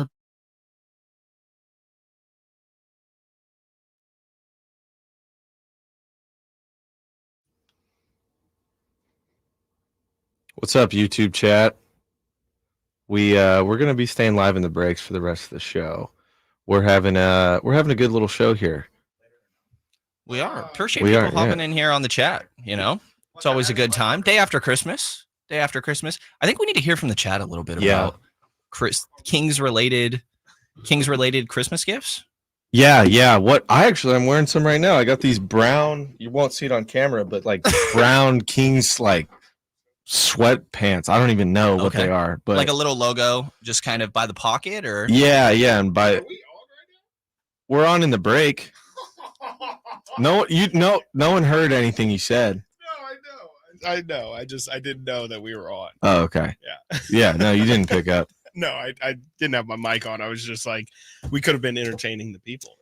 Secure and Beam in the chat asking how long, or I'm sorry, Jason in the chat, how long is the show? We're on until noon. We'll be on until 12 o'clock. Yeah. Midway point, halftime. We need some more votes, maybe some more likes too. Like, I think 25 likes should be the minimum. You know what's crazy is Nate was telling me when I was over in the before I was on, he was like, yo, it's been crazy. They've had over 100 people like since they got on. And then I just checked, and since I've gone on, the views have absolutely plummeted. I think we found that's on me. No way, it's you. I think we found out it's because the breaks on. It's a holiday, so the breaks are really long. So we're gonna stay on the YouTube. No, I appreciate you guys trying to make me feel Hey, better. We're keeping it here. I gotta answer this question for Rockin' in the chat. He's asking about our Niners show. It got pushed to tomorrow because of the Kings tonight. So, and it's not because of how devastating. Yeah, I was gonna say. Wow, that's crazy, dude. I'm so sad about that, but whatever. I mean, it helped to talk. Chris was giving me some therapy for the show. So, yeah, that's. I know this is a King show, so we don't gotta. But two turnovers, maybe the show would have happened a little earlier. Or... Dude, it's like they were still in it after 3.5. Like they just shot themselves in the foot so hard. So with the 50 cal, they pointed a 50 cal at their foot and blew it off. Does this make Lamar MVP? Yes. Yeah, right. 100%. Yeah. I think so. I think I'll say 95%. A couple more things could happen. Not saying Brock is in the running. Don't care about the MVP. Win the Super Bowl, but it's a low week. It's a low week for Nate. Brock's done after that one. If Dak's done. What do you? Oh, MVP rate. You don't mean like career. No. I'm still all aboard Brock. All right. I think it's also easy to forget. I think it's also easy to forget Thanks, he's a Rocket. second-year guy. You know what I mean? Like, you'd give people passes a little bit earlier in their career. And, this was a stinker. Happens. Yeah. Sure was. Happens. It does. definitely No, was. it does. It happens. You were probably smiling ear to ear. I don't know what you're talking about. It was only purple the team that can beat the Niners. Yep. Yes, sir. You broke the Niners. It's it was a fun game. It was a fun game to watch. I know it wasn't a fun game for Niner fans, but just from a narrative perspective, it really had it all. Well, it's good for your content. It's good for your work. Content. Yeah. That's really I'm not stoked to be doing the show with you guys this week or whatever. Alan shouldn't. Because Alan's going to be hyped. No, he's going to come in hot. I know the trade deadline's passed, but the trade machine's coming out for the Niners. Emil said he's going to have to talk you off a bridge tomorrow. I might not even make it to the show. I might already be off the bridge. I might be off the bridge. Yeah. We'll post each one of us up at different spots. I'm gonna post a picture of me, at the the Triple X bridge where they filmed in Auburn. I'm gonna be just standing next to it, contemplating, just looking over the edge, just like, hey man, I'm gonna hold out. This poll is close right now.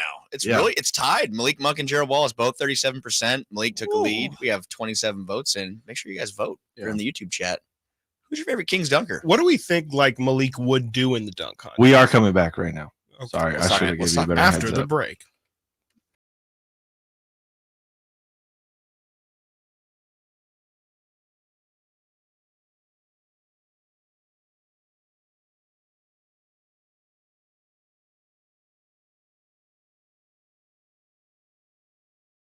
Frankie Cardicelli, got Chris Watkins in here. Nate Littlefield behind the glass was having some fun with the chat during the break there, trying to get some votes on who would win the Kings dunk contest. Malik Monk barely beating out Gerald Wallace right now with Spud Webb as actually in last, even behind Other, although, obviously Other's going to include a couple there. It is. Disrespect. It is. I think that we want to get Chris's perspective. We're going to get back to the dunk conversation, let some of these votes fly in, but Kings just played a back-to-back recently, Chris, and they're 4-0 on the first nights of back-to-backs. I heard you say that. 0-4 on the second nights, and none of the players seem to have an answer, right? Except for the fact that, maybe our attention to detail just wanes a little bit. Is there anything that stands out to you on why this team struggles the way it does on second nights? Because they've all been really tough. It's not even like most of these are close. Yeah, it felt like the first three were really symbolic of the team's lack of length, and to me, I chalked it down more to that and the fact that you are a little bit more exhausted. I mean, that Clippers, when they were on the second night of back-to-back, that was after a really emotional win against the Warriors, where the Kings made this big comeback in the in-season tournament and locked up the advancing to the next round, and then the very next night they had to play the Clippers, who were just chilling in Sacramento and didn't really have much, and then the Clippers also have a ton of length, which we know teams with length bother the Kings. The back-to-back the other day on Saturday against Minnesota, to me, wasn't really like, it didn't feel like what the typical back-to-backs have felt like this year for the Kings. Like, it's felt like there's been an element of fatigue in just about all of the back-to-backs previous, but to me, Minnesota was just, the Kings weren't hitting shots. And I know I heard you talk about it with Dane, but to me, they're just a much different team when they don't hit their threes. And I think Minnesota's length definitely played a factor into that. But to me, it's more, at least Saturday's game was more symbolic of the fact that, when they don't hit shots, they just aren't the same team that they are when they do. Yeah. And I think that sounds like going into that, game, I think a lot of us were looking at the defense and kind of how would the team look on the second round back-to-back. But when you allow 66 points in the paint to Minnesota, who again is a great team this year, they don't do much damage in the paint, though. They're in the bottom half of the league entering that game and scoring in the paint. 66 points in the paint is a ton. Insane, and especially Rudy Gobert, who I know we talked with Dane about how he's been such a huge part of why they've been better this year, but you cannot allow Rudy Gobert, who's only scored 20 points or more once all year, to have a field day in the paint. So that, coupled with the offense, and again, I think Brenden and I, we were talking about how we had someone reaching out to us on social media saying, how come we're all focusing on the fact that, the Kings offense struggle? Well, it's because the Kings offense was really, really horrible. And that's kind of been their calling card for the last year and plus. When you shoot 24% from three, 43 from the field, you score 98 points, you're not going to win many games. Like, you're really not going to win many at all. And it just was a perfect storm of bad for the Kings. And it really does kind of make you wonder, why is it the back-to-backs? Brenden, you mentioned the 0-4 record. On the second night of back-to-backs this year, the Sacramento Kings allow 122 points per game. They allow their opponents to shoot 53% from the field, 40% from three. That just is it's going to be impossible to win games when you're letting an opponent score 120 plus on 50-40. Just not going to happen. And then on the other end, the Kings are shooting 42% from the field, 26.9% from three. They have a minus over 20 net rating in those games. Like, insane. Offensive rating on the year is 116. 0 days rest, meaning second night of back-to-back, 102.3 offensive rating. Defensive rating on the year, 115.8. 0 nights rest, second nights of back-to-back, 122.9. Like, they really do everything worse on the second nights of back-to-back. And when so much of your identity is playing fast and physical, that's tiring. That's tiring. Like, this team is sprinting through everything that they do typically, but second nights of back-to-back, you don't really see that. And then that leads to like offense where it's just getting taken on the first side of the action, where it's like, that wasn't great ball movement. I don't know how I feel about that shot. And I'm typically like, well, it's De'Aaron. I guess he's allowed to do that, but he shouldn't need to as often. Like, these second nights of the back-to-back start to get a little concerning, but I don't know. And there's more. no back-to-backs in the postseason, I guess. Well, no, there's not. But I mean, you don't want the narrative like that. Not that it's like an important narrative, but you don't want that to be like an issue of looking at the schedule later in the year when a game's coming up. The Kings are going to have like maybe need to win for playoff seeding or what have you. You don't want to have to say, oh my God, second night of a back-to-back. The Kings are 0-8 on back. Like, you don't want to have that hanging over your head later in the year. And we have, I think, coming up in the next week on the second and third. That's right. The Kings have Charlotte and then Orlando, who will also be on the second night of a back-to-back. They played Golden State the night before, but another tough back-to-back coming up, and they're both at home. And I think that's one thing we kind of were looking at, saying, well, this is different than a back-to-back. This isn't like I think Charlotte has to play against Utah the night before coming to Sacramento. That is a tough road trip. That's a tough back-to-back. The Kings have been at home at Golden One Center, so it shouldn't be as much of an issue as it is, no matter who their opponent is. And again, Minnesota is a very good team, but both sides of the ball were bad for them on what day of the week was that? Saturday. Yeah. In the chat here, Rockin' New Era asks, why do the Kings either win big or lose big other than the Warriors loss? They all feel like blowouts in losses. Anybody else has questions in the chat? We're happy to take topics here. Does that stand out to you, Chris, that it really does feel like that? Like, there's big losses and there's big wins, and it doesn't feel like there's much in between. Yeah, no, I mean, and it doesn't just feel like that. That's what it's been, right? I mean, I don't have the numbers at hand, but I mean, we've had, I think, 8 or 9 blowouts, like losses by 15 or more already this season. And the Kings, they have 11 or 12 losses at this point in the season. It's strange. It's really, really weird. And to me, that's what's so concerning. I mean, it's the ultimate counter to the Kings' quality wins. Like, it's what's making it really tough to evaluate this team this year, frankly, is the fact that they have wins over teams like Denver, over Minnesota. They're 2-0 against OKC, 2-0 against the Lakers. They have really quality wins this year.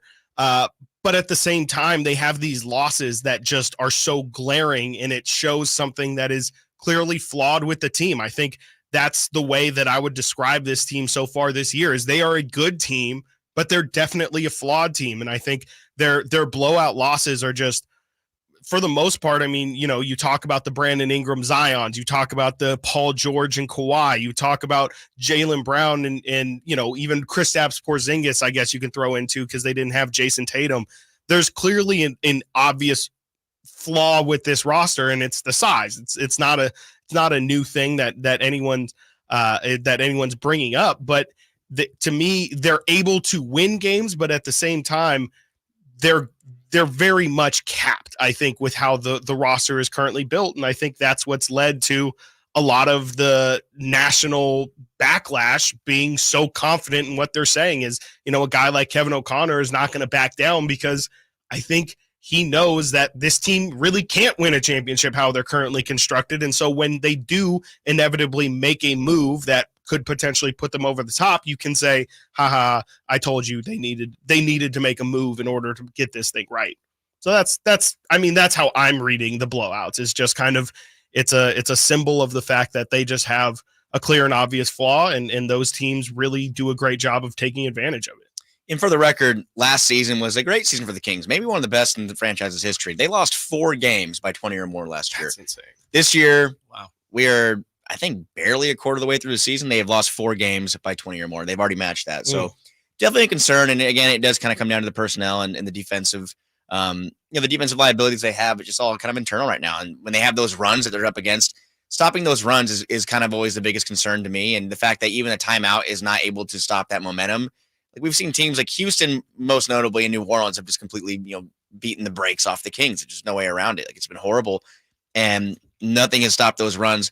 Minnesota, again, we saw that happen. The Clippers is more recent memory as well. But I do think it's early in the year, and that's kind of the silver lining is it's early, and this coaching staff does seem like they're not going to stand by and let this continue. They are very hard on this team on the defensive end. We talked about physicality has been a word that we've never used as much in our lives until this last couple months. So definitely discouraging to see them lose by 20 plus a couple of times, but encouraging to the fact that they do have a very driven coaching staff, a good roster, and hopefully time to turn things around.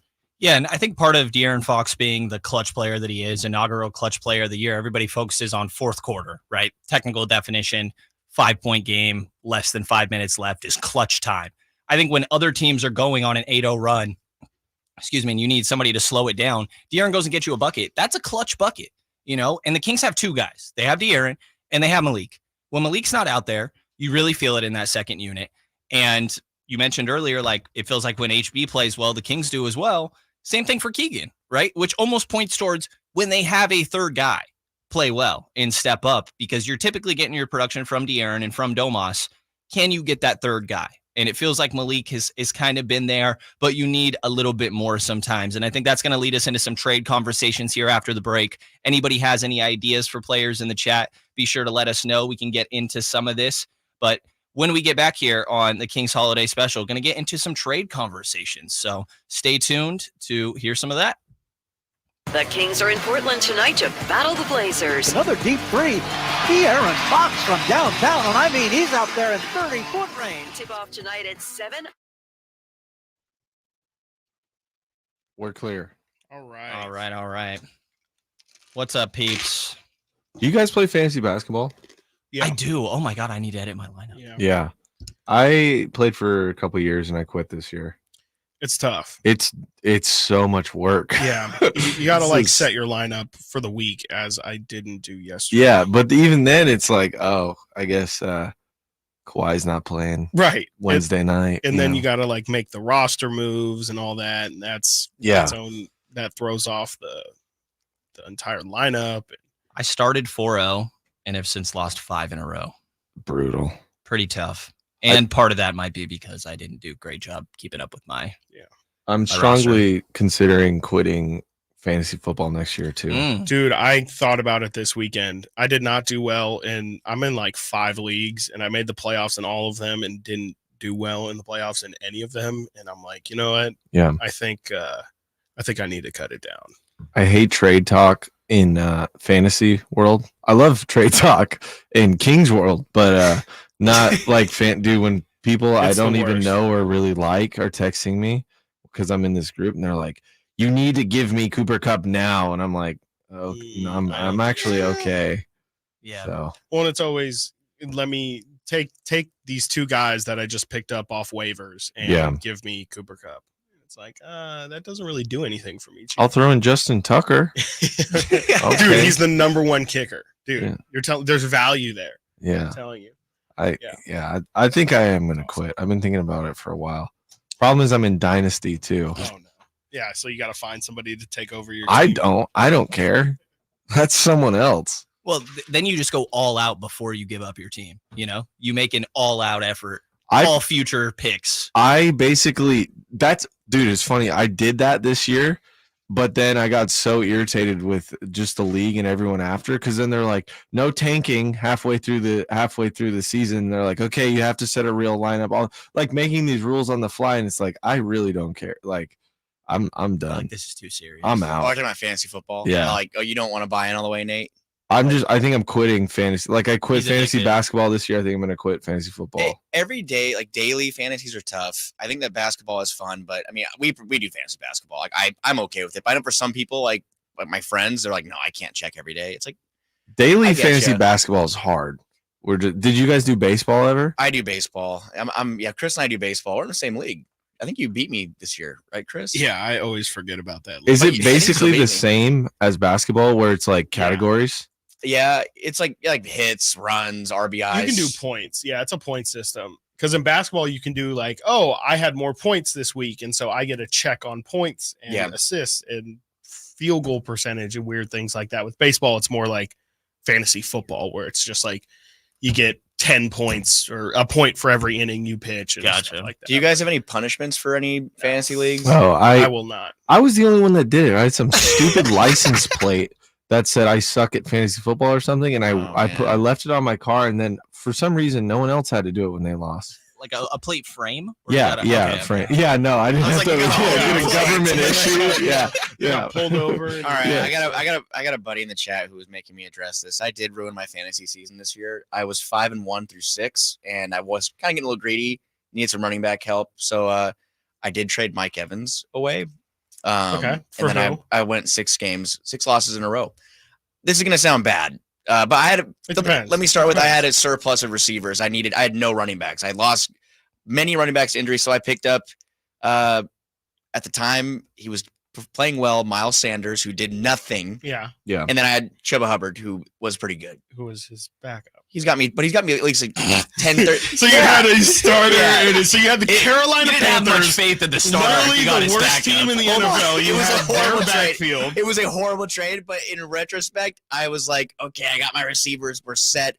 And then I thought I had Devon Achane was coming back, so I'm like, Sure. Achane's gonna be my lead back. Sure. I have James Conner, and then I need just like a solid, yeah. Who'd you trade Mike Evans for? Those 2 running backs from For the Panthers. for Hubbard. Oh, I deserve it.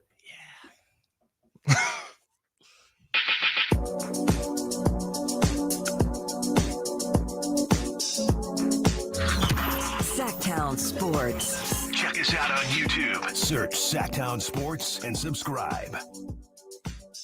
Kings holiday special turning into like a fantasy holiday special almost there during the break. I deserve to be clowned for that. I do. Brenden Nunez, Frankie Cardicelli, Chris Watkins. Yeah, tough trade for you in your fantasy league, Frank. Let me just say I know the least amount of football out of all my friends. So all my friends listening back home, embarrassing for you that I am the only 3-time champion of our fantasy football league. Shame on you. And that's why the trades I made, like my good buddy Jake Phillips is listening right now, I traded away Mike Evans for 2 Panthers running backs, which sounds horrible. And guess what it is? Because I lost 6 games in a row after that. But I deserve to finish last, and I deserve any punishment coming my way. Yes, you do.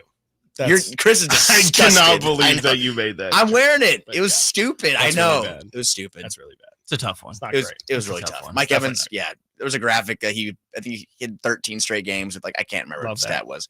It was a classic stat pulled from probably StatHead and incredible. And I traded him away for Miles Sanders and Chuba Hubbard. So it's all good. We'll let you live there. We'll let you live there a little bit. Like you said, 3-time champion. You can ride with that. Gotta step it up. Yeah. Gotta step it up. Yeah. There's no chance that anyone should Out of be, like 20 years or since high school. So that's 2012 to now. yeah, like 20. Yeah. That's why I get 30 years ago. Yeah, Yeah, yeah, right. yeah, Yeah, right. forever ago. Right, yeah. Unlike your young self. Yeah, way back when you were Frankie.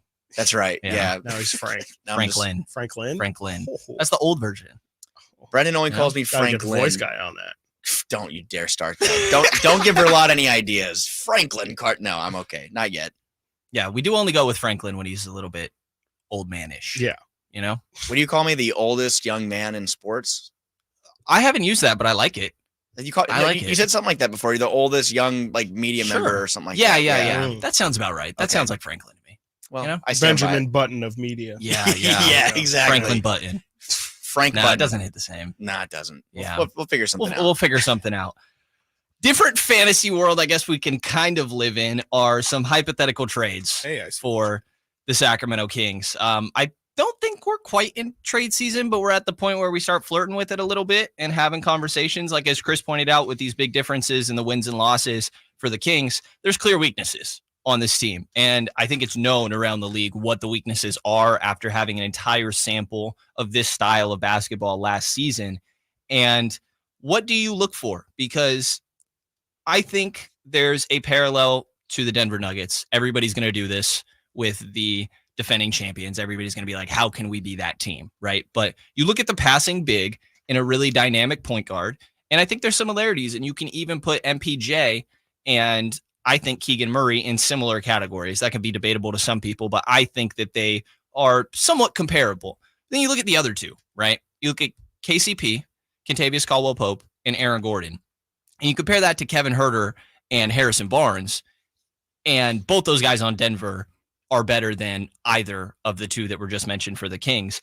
And I think that there's two ways that you could look at the deadline. Do you go try to improve some of those positions, or are you trying to take a swing for another star on this team? I think this is honestly, I kind of go back and forth over it. Is it time to make the big swing for the fence move? Is it time for them to stand pat one more time and see if this group can make internal improvements from what we've read through reporting. I mean, I think the most to kind of name a few, like Sam Amick and Shams Charania from The Athletic have written about it. I think that Jake Fisher from Yahoo Sports has written about it. Two different outlets that are very involved in the process of trade markets and whatnot. They've both mentioned that the Kings are open to the idea of internally improving and going through the trade deadline with this roster. Maybe that's negotiating tactics from other front offices, or the Kings themselves saying that they feel comfortable in order to get asking prices down. Who knows? It's all, the media game. That's the way things go. But I am a little hesitant to say this is going to be the year. This February is going to be the year where the Kings pull that trigger and they trade Kevin Huerter, they trade Harrison Barnes, they trade future first-round picks, and they bring in like a Zach LaVine type player. I personally don't know if this is the time to do it. I think more of like you bring up Dorian Finney-Smiths or other players around the league. I think one name I was talking about with some media people, but then we found out how much money he's making is Isaiah Stewart in Detroit, or other players in Detroit that could be on the move. Isaiah Stewart, by the way, makes $15 million a year, which starting next year, if you thought the Rashawn Holmes contract was large, I mean, kind of wild. And he's a good player, but guys like that could be people that can come in off the bench, and that's where I'm looking with Malik Monk out.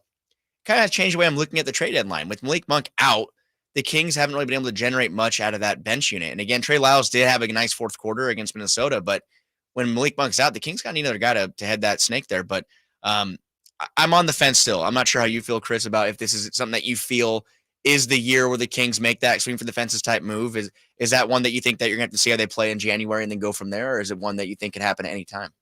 Yeah, I think it's, to me, the Kings are kind of in a good spot where they get to kind of pick their own adventure, if you will. They're kind of in a choose your own adventure book where I think there's a world where you can just, like you said, play out with the guys you have this season, maybe make a fringe move. It could be as fringe as, like you said, bringing in another depth bench guy, or it can be something like what the Kings did last year. I mean, everybody said the Kings did quote unquote nothing last year at the deadline, brought in Kessler Edwards, and they played Kessler Edwards, I think, more than anyone expected him to. I'm not saying Kessler isn't, started some games, but he played a lot of games last year, and everybody talked about Kessler Edwards like, oh, he's just a guy that the Kings, end of the bench guy that the Kings got. I mean, he played real minutes for them last year. I'm more just saying they can get a guy that's super fringe and super just like, we don't even think he's going to play, but it's like a Juan Toscano Anderson almost kind of deal. And then, who knows what ends up happening. They can do that. And, like I said, I think this team is flawed. I think they definitely have a cap, but I also think that there is value in running into a wall that is there, just so okay, maybe how do I need to approach this differently next time? There's value to me in figuring out, okay, we went into a playoff series and we got exposed in X, Y, and Z area. Now we know that that's really the weak spots of our team that we need to improve, instead of, maybe trying to guess what those holes are or seeing what the holes are at this moment and making a move off there. So I think you can just kind of stand pat and do that. You can, like you said, make a big move. To me, the thing I would personally like to see is, them trying to bargain hunt. You see, Chicago talking about Zach LaVine. Well, what's Patrick Williams' market look like? What's Alex Caruso's market look like? What's, Dorian Finney-Smith over in I almost called them New Jersey, in Brooklyn. What are they looking like? What are they doing with Cam Johnson? I'm just trying to figure out how I can get guys that I think can add to the rotation, but might just not be utilized correctly in their current situation. So I don't really think now is the time to make that all in, trade Kevin, trade all of your assets to go in right now, because the Kings are in a situation where if they make that move, that's kind of the last move that they can make in terms of, your roster, your foundation is kind of set at that point. I think you can still re-sign Malik Monk, but if you trade for Pascal Siakam and you still find that, we actually still need some real length on this, like we need somebody who's over 7 foot or provide some sort of mobility with some size, then you can't really do anything except for trade some of your main pieces, if that makes sense. Yeah. Is there a small like Royce O'Neal? Is there a Chemezi Metu? Is there a Kyle Kuzma? Could reach those are like three very different tiers of players. I just wanted to sneak Chemezi in there just for fun. One of those guys is a 2020 guy. One just time. saying. 2019. Excuse me. Yeah. Come on. Well, yeah. You also just never know who's going to be available either. It happens fast. Who knows? Like Paul George could get upset in LA or something. Kevin Durant seems pretty upset right now. Carl Anthony Towns, apparently Dane Moore was saying that they might be a better team without Carl Anthony Towns. Not that the Kings trade for Carl Anthony Towns, but 3-team deals happen all the time. Like, can you kind of get in and try and acquire some guys that just aren't utilized elsewhere? And I feel like that's the most likely scenario. I think that them bringing somebody in where it's like, oh, like he could be a nice pick. It'll be something that we aren't really fully expecting, I think. And that's why I'm looking at like the Zach LaVine thing. I was surprised looking at my phone last night. I think it was actually Christmas Eve, and looking at my phone and seeing that there was like a conversation on social media about Zach LaVine. And I think that our own Carmichael Day was heading it, and he was talking about players that will make the Kings better. And I don't know where you guys stand on that discussion. I think we talked about him before with Allen about how he has so much money left on his contract. I think he's making $200 million over the next 4 years.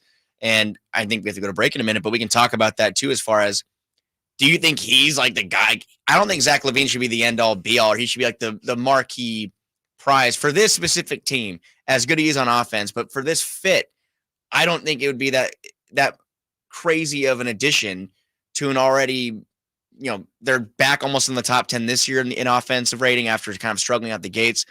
I don't know if Zach LaVine is someone who's going to help on the other end of things, which is defense, because the Kings, as we have seen, need length. They need to play against those Minnesota teams, New Orleans, Houston, Boston, was a nightmare. The Kings really have matchup issues there. I'm not sure if tacking an extra $47 million on the payroll with Zach LaVine is going to be the answer, but that's a conversation that Kings fans and media people like ourselves are going to have over the next month or so. The payroll is a little tough.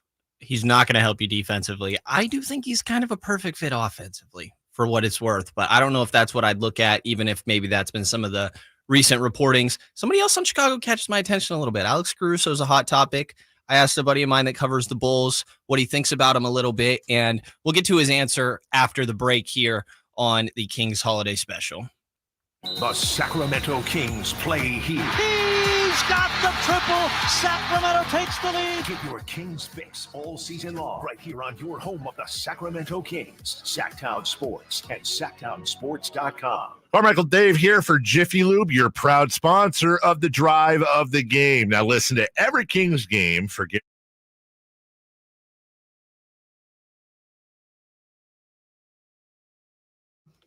I'm going to run downstairs real quick. We're on YouTube, yeah. Yeah, you're good if you... Cool. You got 5 minutes. We need some more names in here, guys. We need some more trade names and hypotheticals. You know a name I was thinking about the other day, because Cleveland's kind of fallen apart a little. Not that he's available via trade, but Evan Mobley to me is a guy. Like I was just trying to think of this guy that this imaginary player that the Kings need to bring in that would be the perfect fit next to Sabonis. I thought it was going to be Chet Holmgren. I feel like he's the exact kind of mold that you're looking for. You look at a guy like Kristaps Porzingis. I think you can make that guy work next to Sabonis, and I think it makes a lot of sense. And I'm just trying to think of who are the guys out there. The Jared Vanderbilt, like he's definitely a low-level version of that. You see Jaden McDaniels in Minnesota. To me, Evan Mobley's a guy who I don't know how Cleveland's feeling about his development right now. Like, when he came into the draft, there was like Kevin Garnett, Tim Duncan comparisons being thrown out there. He has not been Tim Duncan, Kevin Garnett. And so I wonder, I know he's hurt right now, and I think he's going to be out for 6 to 8 weeks. But I look at him as a guy who it's like, he's 7 foot tall. He's super mobile. He's a guy who in college was able to hit threes. I don't know what his NBA percentages are at, but he's like the exact kind of guy who I think would be a perfect fit next to Sabonis. And I think it wouldn't really mess up what you have going on.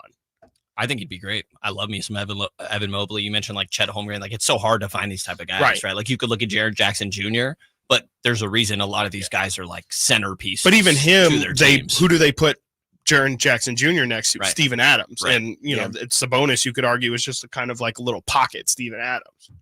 Yeah. In terms of physicality. No, I'm like, I don't know. I'm trying to think of other guys. I think a guy like that, just like a lower end guy, is what's your guy in Chicago? I'm blanking on his name right now. Patrick Williams? No. Are you talking Andre Drummond right now? No. It's not tip my You know who I miss is like a 5 years ago Robert Covington. Mm-hmm. To me, that's like the exact guy that the Kings he was need. like I think like 5 years ago, we probably were at the time talking about Kings should get Rocco. Like, that'd be a great move. Yes, like a dude who can just really hit threes. You have to be able to protect the rim. And, I mean, obviously, if you're just a dog on defense, that helps. But I do kind of like Jeremy Grant. Sorry, I got the name. Torrey Craig. Yes. Oh, Torrey Craig's a good one. Torrey Craig could be like a throw-in. I think like that'd be a move like that would not surprise me. Like a low fringe move, just to go get a Torrey Craig, another bench wing. I mean, again, like Finney Smith, maybe more, that's more higher end, but right. I would really like Dorian Finney-Smith. He's been shooting like the lights out too. He's ridiculous. Like 50+% from three on a lot of it, on like 5 or 6 attempts per game. It's kind of crazy.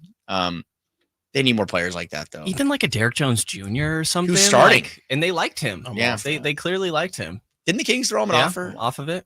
Yeah, I'm pretty sure he was. I don't remember if it was an offer, but yeah, he was definitely linked to the Kings in the offseason. You're off Derek Jones Jr. Yeah, you can't be a non-shooter like that. I'm thinking he's just a complete non-shooter. I'm thinking of Pat Bev, how Pat Bev got offered more money by Sacramento, and then he signed with the Clippers, I think. And he said that in an interview. Yeah, the Kings offered me more money. It's like, okay, just come out and say it. Yeah, sweet, dude. Yeah, that's great. You know, just gotta throw that little jab in there. Do you think like backup point guard at all? There's some people mentioning like backup point guard stuff. Like, do you think? I mean, it'd be nice. It would definitely be nice. Keon and even Davion, if Keon slips up, you know, you have insurance. Yeah, it's just who's out there. Like that's the thing. Who's the guy that you think is the right backup point guard for the team? Right. I gotta find this again in the chat. Also, the Keon. Someone had a good point in the chat earlier. The Keon, his limit, his days limit. I think it's days or games. I can't remember if it's which one, but yeah, that'll have to be addressed. 51, I think. At some point, yeah, that's gonna have to be addressed. And I don't know how you make a roster spot. I mean, you have. Yeah. What's the issue with bringing him up? You need a roster. You need to cut somebody. Yeah. At some point, if this Juan. Nice knowing you. Yeah, you have Juan, Alex Len, JaVale McGee, Kessler Edwards. These are guys that would probably be in that conversation. I mean, it's really Juan or Kessler, probably, right? Yeah. Or Kessler, I mean. Sorry. Yeah. Duarte.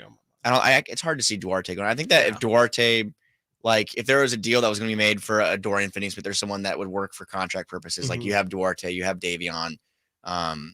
Those guys probably make, 11 million, 12 million combined? Right.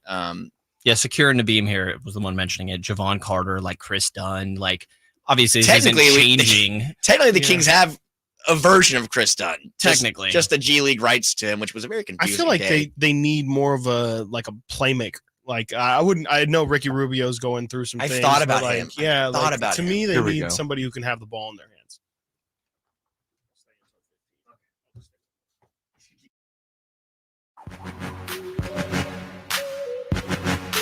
Now back to more of the Sacramento Kings Insiders. Here once again, Brenden Nunez and Frankie Cardicelli. Kings holiday special going on here. Kings holiday special. Brenden Nunez, Frankie Cardicelli, got Chris Watkins joining us here for one more segment. And I think we just got to keep the conversation rolling that we were just having in the break there with our wonderful chat here on the YouTube side. Talking about like fringe moves.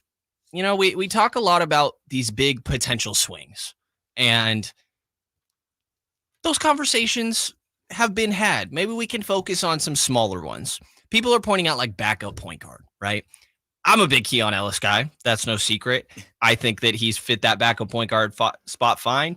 If he doesn't have a great game, you could still go to Davion. You know, you even have a Kobe Jones there that you can maybe play with. Malik Monk is practically a point guard.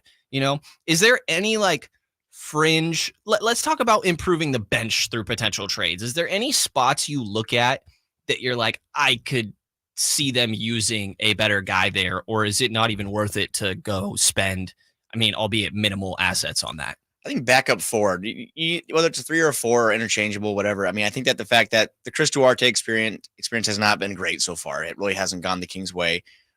We talked about Dorian Finney-Smith. We talked about Torrey Craig. I mean, either of those players would be great. I think Torrey Craig would be more affordable.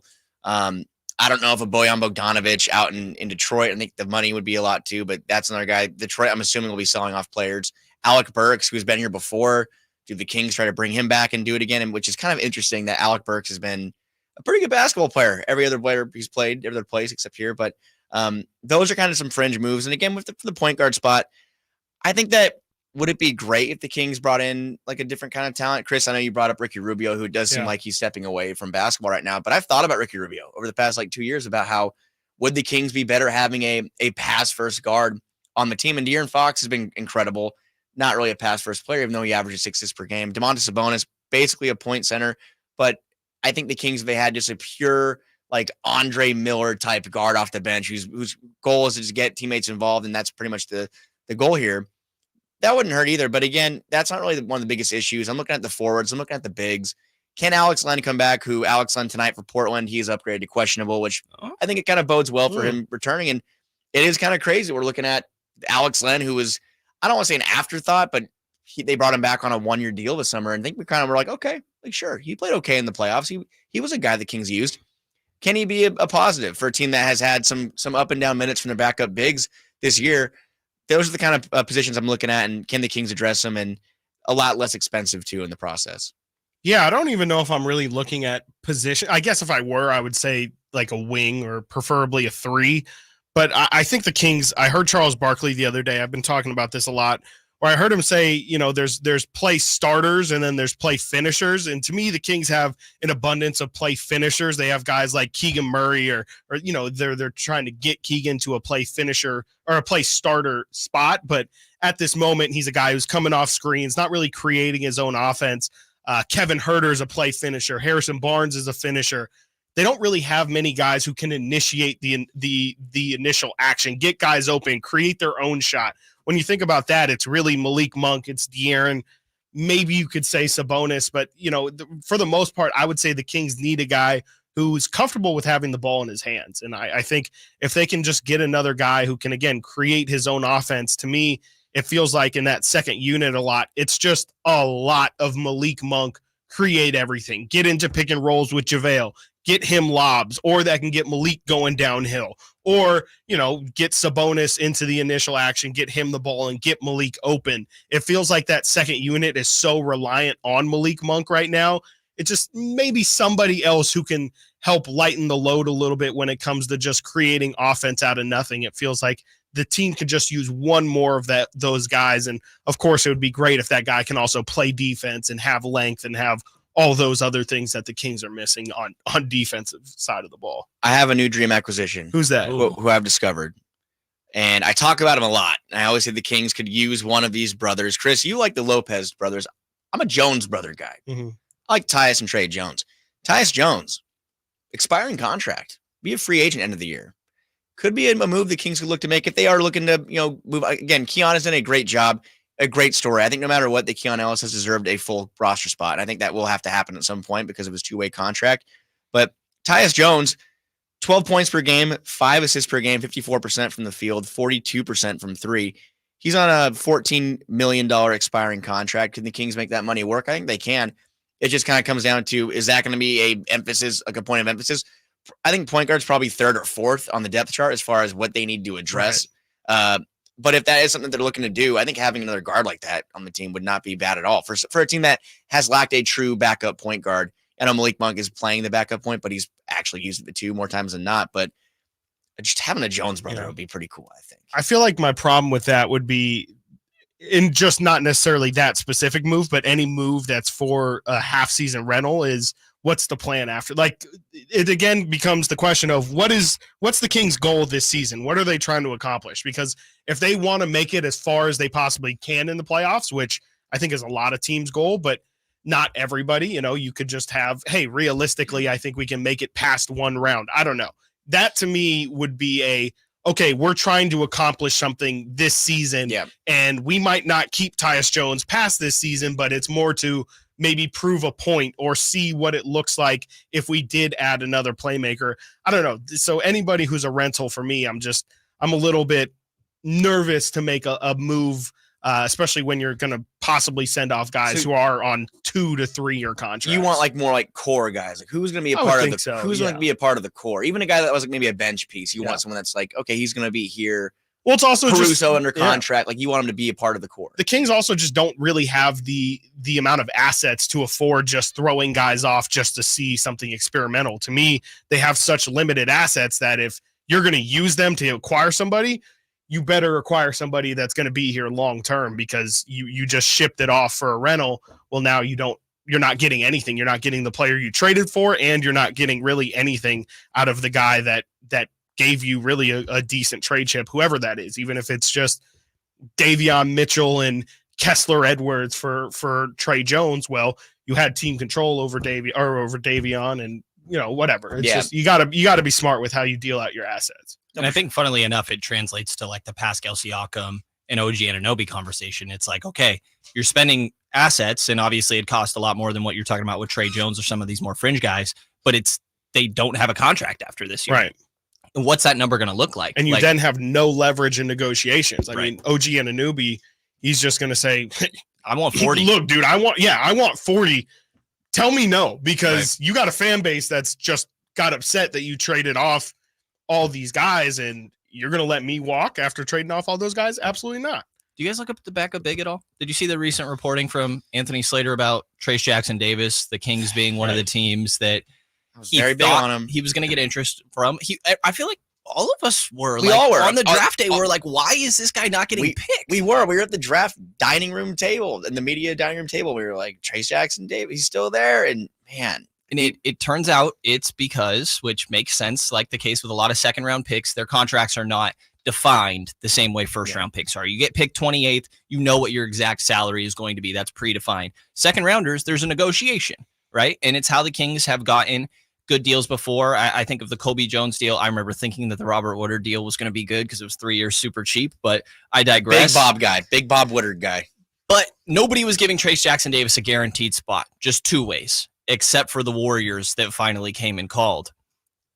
I would gladly have Trace Jackson Davis on a guaranteed deal. And I think that that's also a little confirmed. You see their 2 second round picks, Kobe Jones, Jalen Sosson, two-way guys, right? Obviously not what Trace Jackson was looking for. And you can also look at Nemias Queta. He's been playing recently for Boston. These guys are backup bigs that I think are fitting, and Nemi is still growing. But is there any aspect of you guys that looks at those two and it's like, gosh, the Kings were right there, and that you feel like they could use an improvement at that backup center? Or is it like the guys here are getting it done enough? I think as long as Domantas Sabonis is healthy and playing, it's not as an important area of need because he's playing almost 40 minutes a night. Like, we're talking about guys that would go plug 7-8 minutes. And we're seeing it right now. We're seeing JaVale McGee when he's on the floor. He's playing like maybe 9-10 minutes a game. Alex Len, probably same thing when he comes back. I'd imagine he plays 10 or 12 maximum minutes per game. Trey Lyle slides over and plays some small ball 5. And sometimes Sabonis comes on the floor and they both kind of man the post. But I don't think it's quite an area of need just yet. But if Sabonis were to have an ailment, like, okay, then the Kings are going to start Alex Len and have JaVale McGee as a backup big.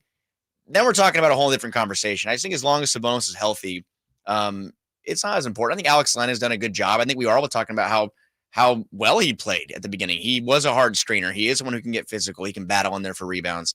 Not the most athletic guy and not the most offensively gifted, but he does his role and he does it well. Again, that's the thing we talk about with the physicality.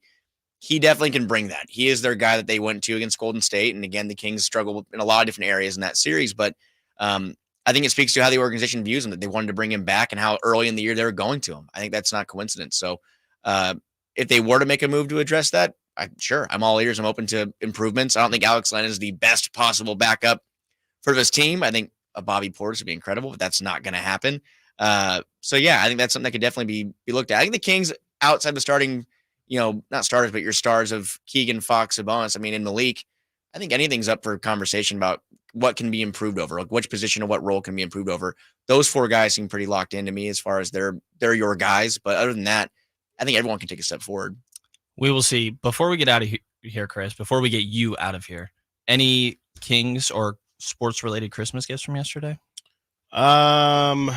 No, I didn't. The only Christmas gift I got yesterday was a cooling pillow, which I desperately need because, I'm not a comfortable sleeper. So a cooling pillow was going to do me wonders. Is that like plug into the wall? What is that? No, definitely not. Like an electric fan it's inside just of like, a box it's just fan. got like some cooling padding in there. And so like, how they say like cool like the other side of the pillow. Well, this pillow is always cool like the other side of the pillow. It's always the other side. Always. It's always the other side. Is it called the other side pillow? No, but I'm going to start a company that's going to be that. So nothing Kings related though, unfortunately. All right. It is what it is. We got Chris Watkins heading out of here. Thanks for spending the time, man. Going to head to a break here. Still going to interact with chat for a little while before we come back here with more talking about the Kings holiday special. Check out the Golf to Go Hour with Frank LaRosa every week.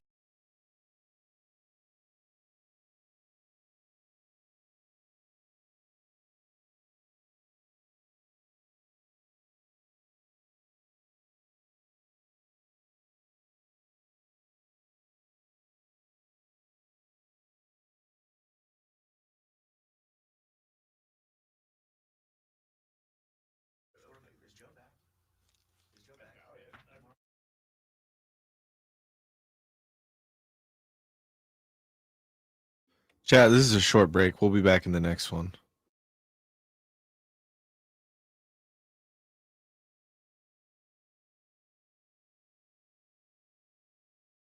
I'll spare you from the commercials, though.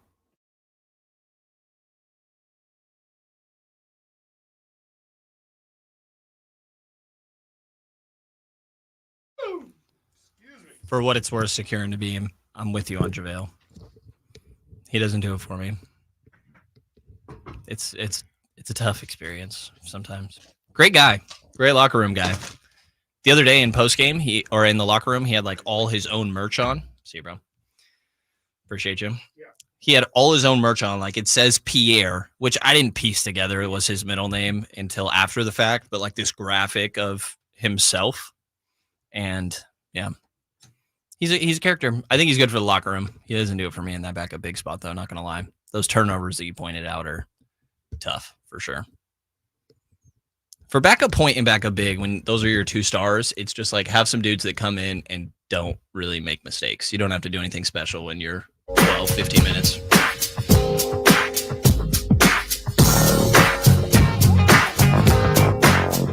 Sactown Sports. Call or text at 916-339-1140.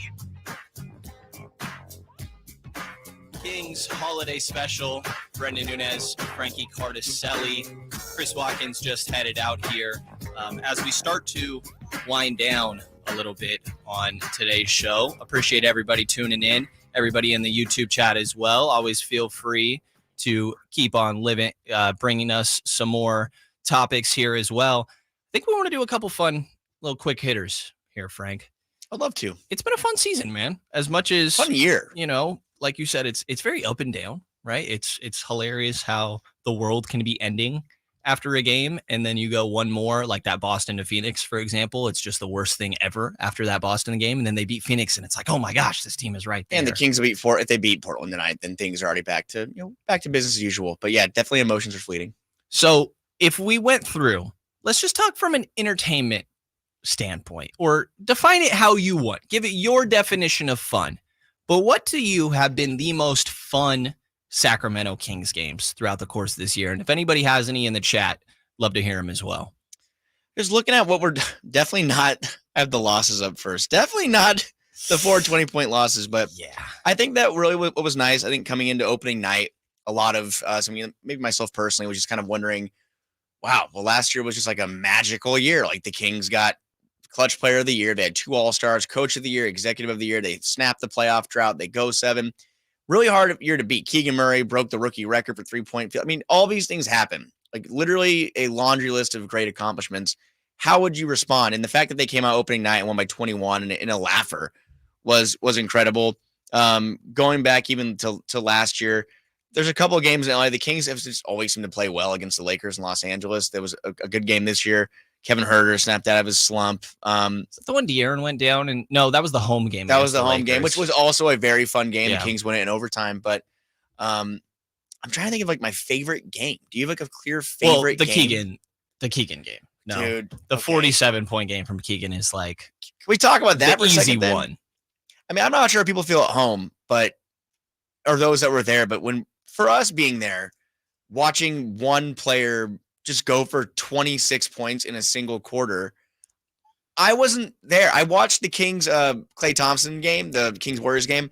I think I was sick at home in bed. I think it was like 2013 or something. And that's with Omri Caspi on the other side, right? He was the other one going crazy. Was that the same game? I think that was a different game. That was different. Was it the same game or different? I want to say it was the same, that they were going back and forth a bit. I think that was a different one. Yeah, but I do remember. Yeah, it was. That was I'm pretty sure Steph. it was different. That was Steph and Omri going at it. Gotcha. And the Clay thing, though, I was talking to Jason Ross about it, how he compared the Keegan quarter to that and said, like, as far as games he has seen, those are the two. It's been Clay going for 37 and Keegan going for 26. And it really was just like an incredible thing to watch. And we all were kind of stunned. Like, I think it was like an out of body experience for some of us watching that game because we've all wanted to see more from Keegan, but a 47-point performance is outrageous. And the fact that now we get to live in a world where Keegan Murray scored more than De'Aaron Fox is just even the cherry on top. It's just hilarious to me. It is. And, asked De'Aaron about it jokingly at a shoot around not long after. And he's like, I don't got my feelings hurt. Like De'Aaron's response was, I'm not mad because I'm consistently great. So I love their back and forth. That's got to be the easy one for me. After that, though, like the chat's mentioning the in-season tournament game in Minnesota, that was a big game because, I mean, really all the in-season tournament games except the Pelicans matchup, right? Like, I think beating OKC at home was a really big game. Yeah. OKC had already kind of made it known that they were here to stay. And Minnesota, like, we didn't know that they were this caliber of team. And to Dane Moore's point earlier in the day, we'll see where they stay. But winning those games, and even the Denver game, you can throw in there, so I think I got another one here. What do you got? De'Aaron has two for me, I think. He had a big game in Dallas that really stood out to me, but Domas' stat line in this is totally ridiculous as well. This is a 129-113 win. Domas had 32, 13, and 6, and simultaneously, De'Aaron has 37 for 3 steals in there as well. This one was one where it's like the Kings 2 stars just were totally cooking. Now, hold on a minute. I think we're talking about our best games of the year, right? Mm-hmm. We can't not talk about the Clippers game. That was this year, this calendar year, as far as we're calendar year. We're saying goodbye to 2023. Okay. So I think we should give that game its flowers one more time before we turn the calendar. But that game is just, I'm trying to find the exact We're date. talking the triple overtime ones. What is it, 70 that they got up to? Double overtime, 176, 175. Double. That was another game. I mean, this is February of last, or I guess about to be last year. Probably the best basketball game I've ever watched in my entire life. I really don't know if there's a better game I've watched. Honestly, I mean, all the things that happened, the Kings were down by 14 with like 2 minutes left, or 3 minutes left. The game was over. And then just force a bunch of turnovers.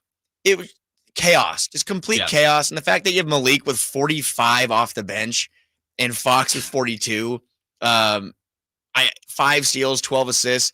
You have Kawhi Leonard on the other side. I think he had 44. Paul George at 34. There was just so many things in this game that were just checking the box. Both teams shoot 60% from the field and 50% from 3, or over 40% from 3. Second highest scoring game in NBA history.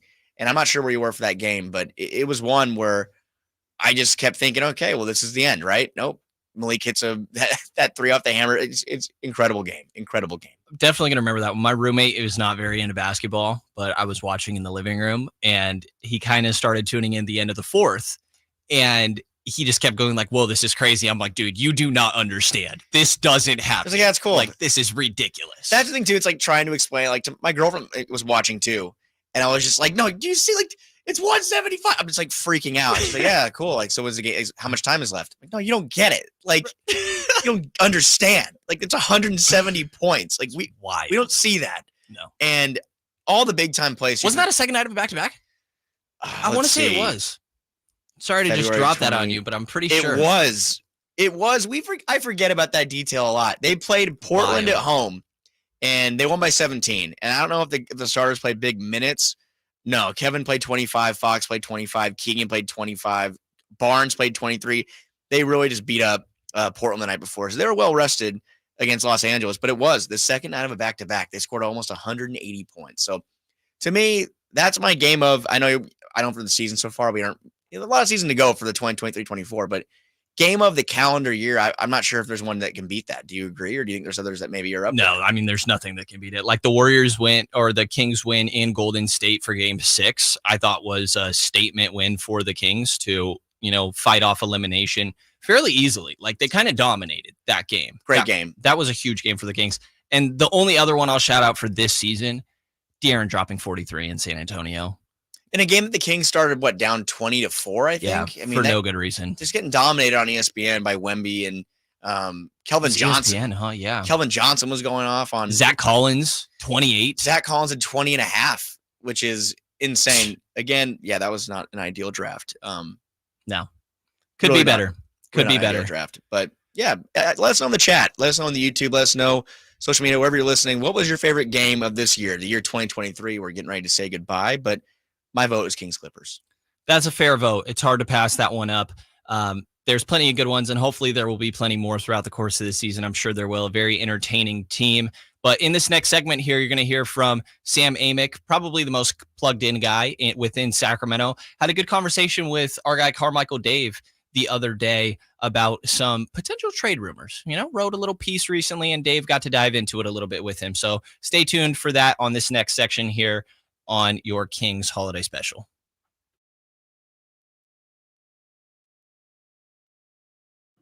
Can we do a little behind the scenes? Yeah. Do you want to intro the Sam Amick? Sure. Okay, and then we have Frank. You can do it on the mic in there. What? You want to ask about the thing? This I is. was going to make sure you found the spot. I got it. Yeah, 18. I had to download it so ads don't play while we're running. It it. starts right where they bring it up. What? Bring up what? Well, where are they talking right here? When You said the 18-minute. Hold on, YouTube. You're good. I will keep people entertained. What's up, peeps? I'm not going to lie. I think Frank's cheating a little bit by going for the previous year, but fine. The Clippers game definitely deserves a shout. Somebody said game 1 against the Warriors was out in the 916 section, and I felt how electric the crowd was being out there and getting our first win in our first game from Manning to Legit in the chat. That environment was ridiculous, man. That was so loud. I mean, Golden One Center gets loud all the time. This Minnesota game most recently, I guess it's the Christmas Eve, but great energy in that building. Sold out, as always, as is always the case in Golden One Center, it feels like. But it gets loud in that building, man. And game 1 of the postseason after that super long drought, obviously, was probably the best one. Yeah, Carlton here also this year, the double OT game against the Clippers. It's a good one. He also said this season, the comeback win against the Warriors. That's a pretty good shout as well. I believe that is this one here. God, they played the Warriors 3 times. I guess only one win. So definitely the one you're referencing here, 124, 123. This was a big comeback. The Kings scored 40 in third quarter, 29 in the fourth, held the Warriors to 19 in that fourth quarter. We all good, Frank? Frank's mic's not on. Gotcha. Sorry, I'm right here now. You're good. Making sure that clip was ready. That's all. Cool. And it is just like trade conversation, right? It's just them talking about, just about, it's like. Can we do a get to know you guys? Yeah. Biggest hobby. Hobby? Yeah, like what do you do for fun outside sports? It's video games for me. Yeah. What do you play FIFA a lot, right? I play a lot of FIFA recently. I've been into Red Dead 2. Oh my recently. God, dude. Yeah. Love Red Dead 2 Yeah. so much. I do want to play that. So it's slow. The first hour, you got to accept that it's going to be a bit of a grind and you got to kind of get. I don't like games with like narratives really that much, but oh my God. Yeah. I probably played that first segment about 3 different times before I finally was like, all right, I'm going to just power through this and play it. Yeah. It's really, really good. It's so fun. What about GTA? Are you guys big GTA Oh, yeah, I'm guys? counting down. Yeah. Until 2025. It's been 15 years. Yeah. But yeah, it's I'll be stoked on GTA. Did you guys ever see any of the leaks and stuff that happened? Oh, yeah. I saw a lot. The dude that got incarcerated for leaking He's it. like a kid. Yeah. Yeah. He's a kid. Somebody should hire him, to be honest. Honestly, what he did wasn't that crazy. Someone was streaming on Discord and then he just recorded it in a private thing, from what I understand. That person that was broadcasting that footage though. Yeah, that should be. I think it was like an insider kind of like if we had to share information thing, but that was pretty brutal. They kind of, it's been 10 been years, long enough. dude. Let's get a little sneak Frankie peek. probably was like barely graduated high school by the time. I was my first year of college, and me and my roommate, my buddy Ryan, we bought GTA 5 for PlayStation. You were in your first 3 year of college in 2013. What? Yeah, really? It was our first year of college in 2013, and we got GTA 5 for PlayStation 3 because the 4 wasn't out yet, or was about to come out, or had just come out. I don't remember, but it was right. It was a long time ago. Like we had it just We're like was 2 generations of consoles away. Yeah, and I told and you it's been released on every generation. I told you the That's right. the funniest comment in the GTA 6 trailer was, I get to enjoy 3 more GTAs in my lifetime. Like, this is great, or something Yeah. like that. It's like, yeah, it's every like 15 years. Sucks. Yeah. So, It's going to no. be great, though. Hobby, I'm my hobbies, I don't We know. have to get into it next break, but I'm very curious to see just what's going on outside. Riding You're horses, not a golfer, right? riding horses, I'm not good. lassoing, I do wildlife. I do love to golf. I'm just not very good at it, so Yeah. I've done it less because it's expensive. Okay, we're coming back. All right.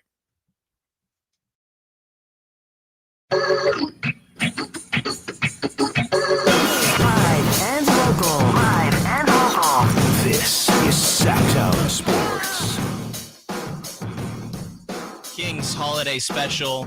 Brendan Nunez, Frankie Cardicelli keeping the conversation rolling here until noon. We got a little while longer here, but want to spend some time on this next segment. Frankie pulled a clip from a recent conversation between insider Sam Amick of The Athletic, who, again, probably one of, if not the most plugged in guy within Sacramento media, had a good conversation with our guy, Carmichael Dave. Wrote recently about some potential trade targets around the league and how they could correlate to the Sacramento Kings, saying they kind of want to focus on the offense a little bit, which is a little weird. No, Frank? It's a little interesting, but it's something we've been seeing around this league about insiders and whatnot.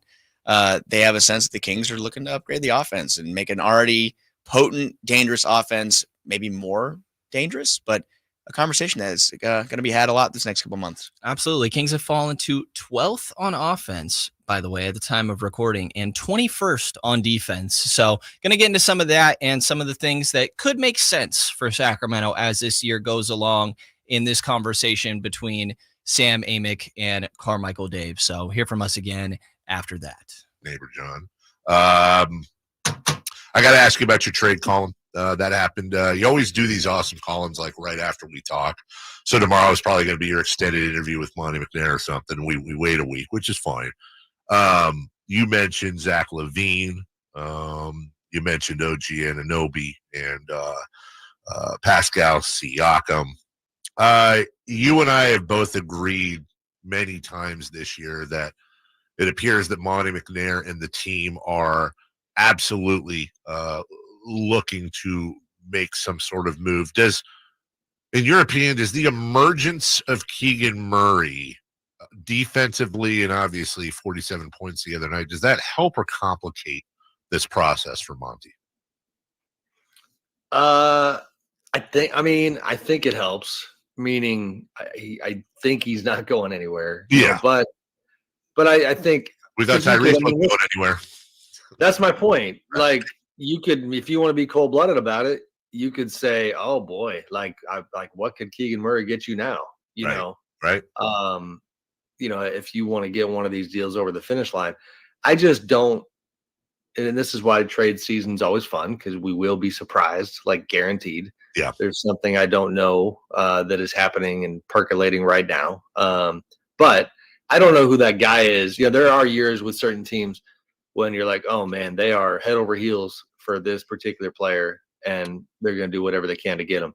I don't see that person right now. Now I did, admittedly, and I was probably a little too soft with it or nuanced with it, but the LaVine stuff, I was admittedly trying to raise, kind of up the decibel level of that conversation with the Kings, just to kind of, see where it goes, if that makes sense. Because when it comes to OG and Pascal, I'm sensing pretty significant reservations relating to the free agency situation. Yeah. OG, in particular, you're talking about a guy that, is going to give you 13 and 7, and you're going to maybe have to pay $40 million a year. That's right. And Pascal, more dynamic offensive player, not as strong defensively, although strong. So anyway, those two guys seem to be a little lukewarm, and there's other names that that have been thrown about, Lauri Markkanen in Utah. But with Zach, it is a combination of contract control. You do the deal, and it's like with Sabonis, like now you got the guy for an extended period. And then on top of that, and I've been a little surprised to learn this, I feel like the organization's focus, even with the aspirations of being better defensively, are still on the offensive side of the ball. And shooting and, being explosive. I mean, Zach LaVine, just as a reminder, the other night when Keegan goes off for 47, has 12 threes, guess who else is on that list of players who have hit that many threes in a game? It's Sure. Zach LaVine. That guy can shoot the lights out. He's just not strong defensively, somewhat questionable, and this matters for the Kings within a system offensively, because a lot of times he's an ISO player. He's a ball dominant player. Yeah, and the Bulls are 7-3 with him on the shelf, which is not a great look. But there's also only so many talented guys available, and calculated risk is part of this thing. So I don't know that we've unpacked the LaVine stuff that much in the past. Like where do you land on whether or not he would help them? Where I land on Zach is where I land with a number of these folks. I think you've got Fox and Sabonis max. You're gonna either super max or update Fox's max here pretty soon. Keegan's under control for another 3-4 years, so there's that. You're going to have to pay Monk this summer, and I do believe they're going to pay Monk. He wants to be here. He's been open about that, but I think his salary is probably going to double. You're looking at a 480, 400, something like that, and they're going to start having maneuverability issues. So I believe their next they have one big upgrade left. They have one big move they can make. You add Zach LaVine, who's ball dominant. He's going to score, but you're talking about the best offense in the history of the game last year. And in my opinion, the only reason they're not still this year is because the coaching staff has put a ton of emphasis on defense. I think if they wanted to score like they did last year, I think they would be scoring like they did last year, and they'd have the same issues. I think Mike Brown knows for them to make noise in the playoffs, they're going to learn they need to learn how to play half-court defense. They need to learn how to slow down. And they need to learn to commit more on that side. And I think it's like body blows in boxing. It's taking a toll in the later rounds, or will take a toll. Long story short, for me, Zach LaVine's bringing sand to the beach. Lauri Markkanen, to a lesser extent, is bringing sand to the beach. It's got to be, and again, I'm just, forget contract and I'm just throwing the type out there. It's got to be the more offensive Matisse Thybulle, the healthy Ben Simmons, the OG Anunoby who would sign. It's got to. The Kings, in my opinion, have to find their Aaron Gordon. They have to find their Aaron Gordon. I don't think Zach LaVine makes them a championship contender. I think he makes them slightly better, and I think that's your team for this run. That's your team for the next 4 or 5 years, and you're only going to be able to upgrade on the periphery. So a trade like that scares me to death. Yeah, and I mean, to add on to that, contractually, some of the numbers that you mentioned on Monk, part of me thinks you might end up losing Monk in that deal. Because I don't know that you can have that pricey of a six-man while having Fox, and Sabonis's contracts the way they are with Keegan coming up. So, Vivek could have to go. And look, I don't want to. This is not Vivek bashing. I've never heard a story of him balking at money, but the Kings are generally 16th to 22nd in salary. You're talking about him going into those pockets quite a bit, and between Fox and Sabonis right now are at like $65 million. Next year, Fox and Sabonis will be at $75 million. If you bring in Zach LaVine, you're adding $43 million. Now all of a sudden you're at $120 basically $1 million between three players, and you've got to re-sign Monk, and you've got to fill out a roster. They'd be in cap hell. Right. Yeah. So we're agreed, right? No, Zach LaVine. I think we're agreed. I mean, I think they, again, I would, if the Kings front office would like to text me their entire list of targets, that would be fine. I agree. And then we can talk about them and tell them who they should take. How about they send you? They're not going to want to put the whole list out. So send if you're listening, Monty. First off, nice vest. Secondly, that's a safe bet right there. That is a very safe bet, dude. Secondly, he came out yesterday and said his favorite non-Pepsi Coke soda is Dr. Pepper, as opposed to, say, root beer or something else. Agree or disagree with that, Sam? Totally agree. Huge Dr. Pepper guy. There's nothing wrong with that. How do you feel about where are you coming down on Mr. Pibb? I like it. Yeah, I was always okay with that. I'm not exclusive to Dr. Pepper. Well, that aside, if Monty, if you want to send me half of the prospects, send Sam the better half. He's the national guy, and then Sam, you and I can compare. I like it. I like it. Sam Amick writes for The Athletic each and every week. He also lives here locally and will always have the best coverage from a national point of view, and in some cases local on your Sacramento Kings. There are deals galore right now, as we talked to you about with Matt Barrows on Monday for The Athletic, as low as $1 a month. You can pay full price like me with my 2 subscriptions, or you can be smart and get it for $12 a year. So, Sam, we're on next week. I'll talk to you off air about what you want to do. But if I don't talk to you before, and I'm sure I will, from the audience to you and Emily and Landon and Ryder and the whole crew and your family taking over your studio, and drunk neighbor John, we love you. Merry Christmas and happy holidays, my friend. Same to you, buddy. Always enjoy it. We've been doing this a lot of years now. I appreciate you, and happy holidays, Merry Christmas to the family, and maybe next time when I see you, there's not going to be a sheet of metal behind me. That's a great point right there. Yeah, we go a long way back. Cushy poker player build and everything. So The Kings are in Portland tonight to battle the Blazers. Another deep three. De'Aaron Fox from downtown, and I mean, he's out there in 30-foot range. Tip off tonight at 7 on your home of the Kings. Sactown Sports and the Sactown Sports app. It's the season of performance event at Acura of Stockton. Elevate your driving experience with a vehicle that's built to impress. Lease a new Acura RDX or MDX. Acura of Stockton has a great selection of new Acuras and customer service that will exceed your expectations. Take luxury to a whole new level in a new Acura from Acura of Stockton or AcuraofStockton.com, where precision-crafted performance is at your fingertips. I'm Ebony Loren, and Febrez's new scent, Soothe and Restore, is so good I wrote a song about it. I know just what I do. Febreze has my favorite scent. Makes the perfect environment. Sweet like sugar, smooth shea butter.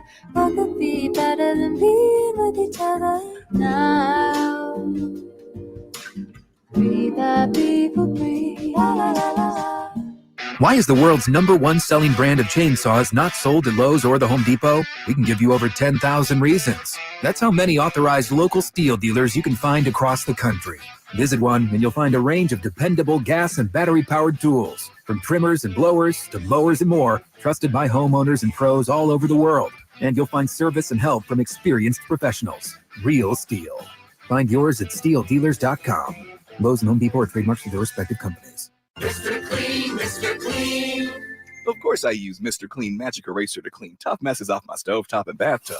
But then I discovered I can also use it to easily clean my patio furniture and even my shoes. I'm hooked. And when wipes won't cut it, I use Magic Eraser Sheets. They're thin and flexible erasers, perfect for everyday messes, like gunk on my counters and sinks. They really are magical. The reviews are in. Mr. Clean Magic Eraser and Sheets make cleaning look easy. Golf to Go is brought to you by the Hagen Oaks Golf Super Shop. Here's Frank LaRosa. I'm filled with gratitude for the Golf to Go show guests who have trusted us with their time, their thoughts, and their dreams. People like NBC's Peter Jacobson, Angie Dixon from First Tee Greater Sacramento, former 49er great Steve Young, Sir Nick Faldo, the heralded team at Hagen Oaks like Ken Morton Jr., Tom Morton, PGA Golf to Go's resident on-air playing coach, Mike Woods, PGA Director of Golf, and all the PGA professionals and guests who have entertained us over this year's 52 shows. Thanks also to you, our loyal listeners who are there every week with compliments and suggestions when we might hit it out of bounds. Thanks also to the game that brings us all together, to the millions of men, women, boys, and girls who play the game. Thanks to the able-bodied, and thanks also to the programs that nurture those in need of a lift, like the California Eagles, PGA Hope, and many more. Thank you to Scott Marsh. We are fortunate to have lived life and had a chance to play the game. If that's your Golf to Go, I'm Frank LaRosa. Only one radio program captures the excitement of hunting and fishing as it happens. The award-winning California Sportsman with Sep Hendrickson. Only California Sportsman takes you where the action is. Live on the water, live in the blind, and live with the top pros and experts in outdoor sports. California Sportsman with Fishing Hall of Famer Sep Hendrickson is your premier destination for all things outdoors. Sep's Saturday Morning Outdoors. Ultimate Bass and California Sportsman, 5 a.m. to 8 a.m. Saturdays on Sactown Sports 1140. Hey, what's up, everybody? It's your boy Drapes, Kyle Draper. You know, the last couple of years I've driven an electric car, but I tell you what, since visiting the fine people at Mercedes-Benz of Stockton, my eyes are wide open. They've shown me what a true fully electric luxury car is all about. I'm driving the Mercedes-Benz EQ, and I love it. Right now, you can get a select new Mercedes-Benz EV for $0 down, plus you get 2 years of free maintenance and 2 years of free fast charging. What are you waiting for? It's just a short ride down I-5 or online at mbofstockton.com. The Arnold Law Firm has seen how an injury can turn anyone's life upside down. Whether it's a slip and fall, a car accident, or any other kind of injury. For almost 50 years, the Arnold Law Firm has been here to help you through the entire process to protect you and your family. If you are ever injured or in an accident, call the Arnold Law Firm. The Arnold Law Firm, providing real justice for you since 1975. Call 916-777-7777. That's 916-777-7777. At Jim Boy's Tacos, you get a ho lot of flavor for under $10. Our classic #2 combo meal spreads cheer with a farm-dusted ground beef taco, scratch-made bean and cheese burrito, and a soft drink. So jingle on down to Jim Boy's or order online at participating locations. Woo-hoo-hoo!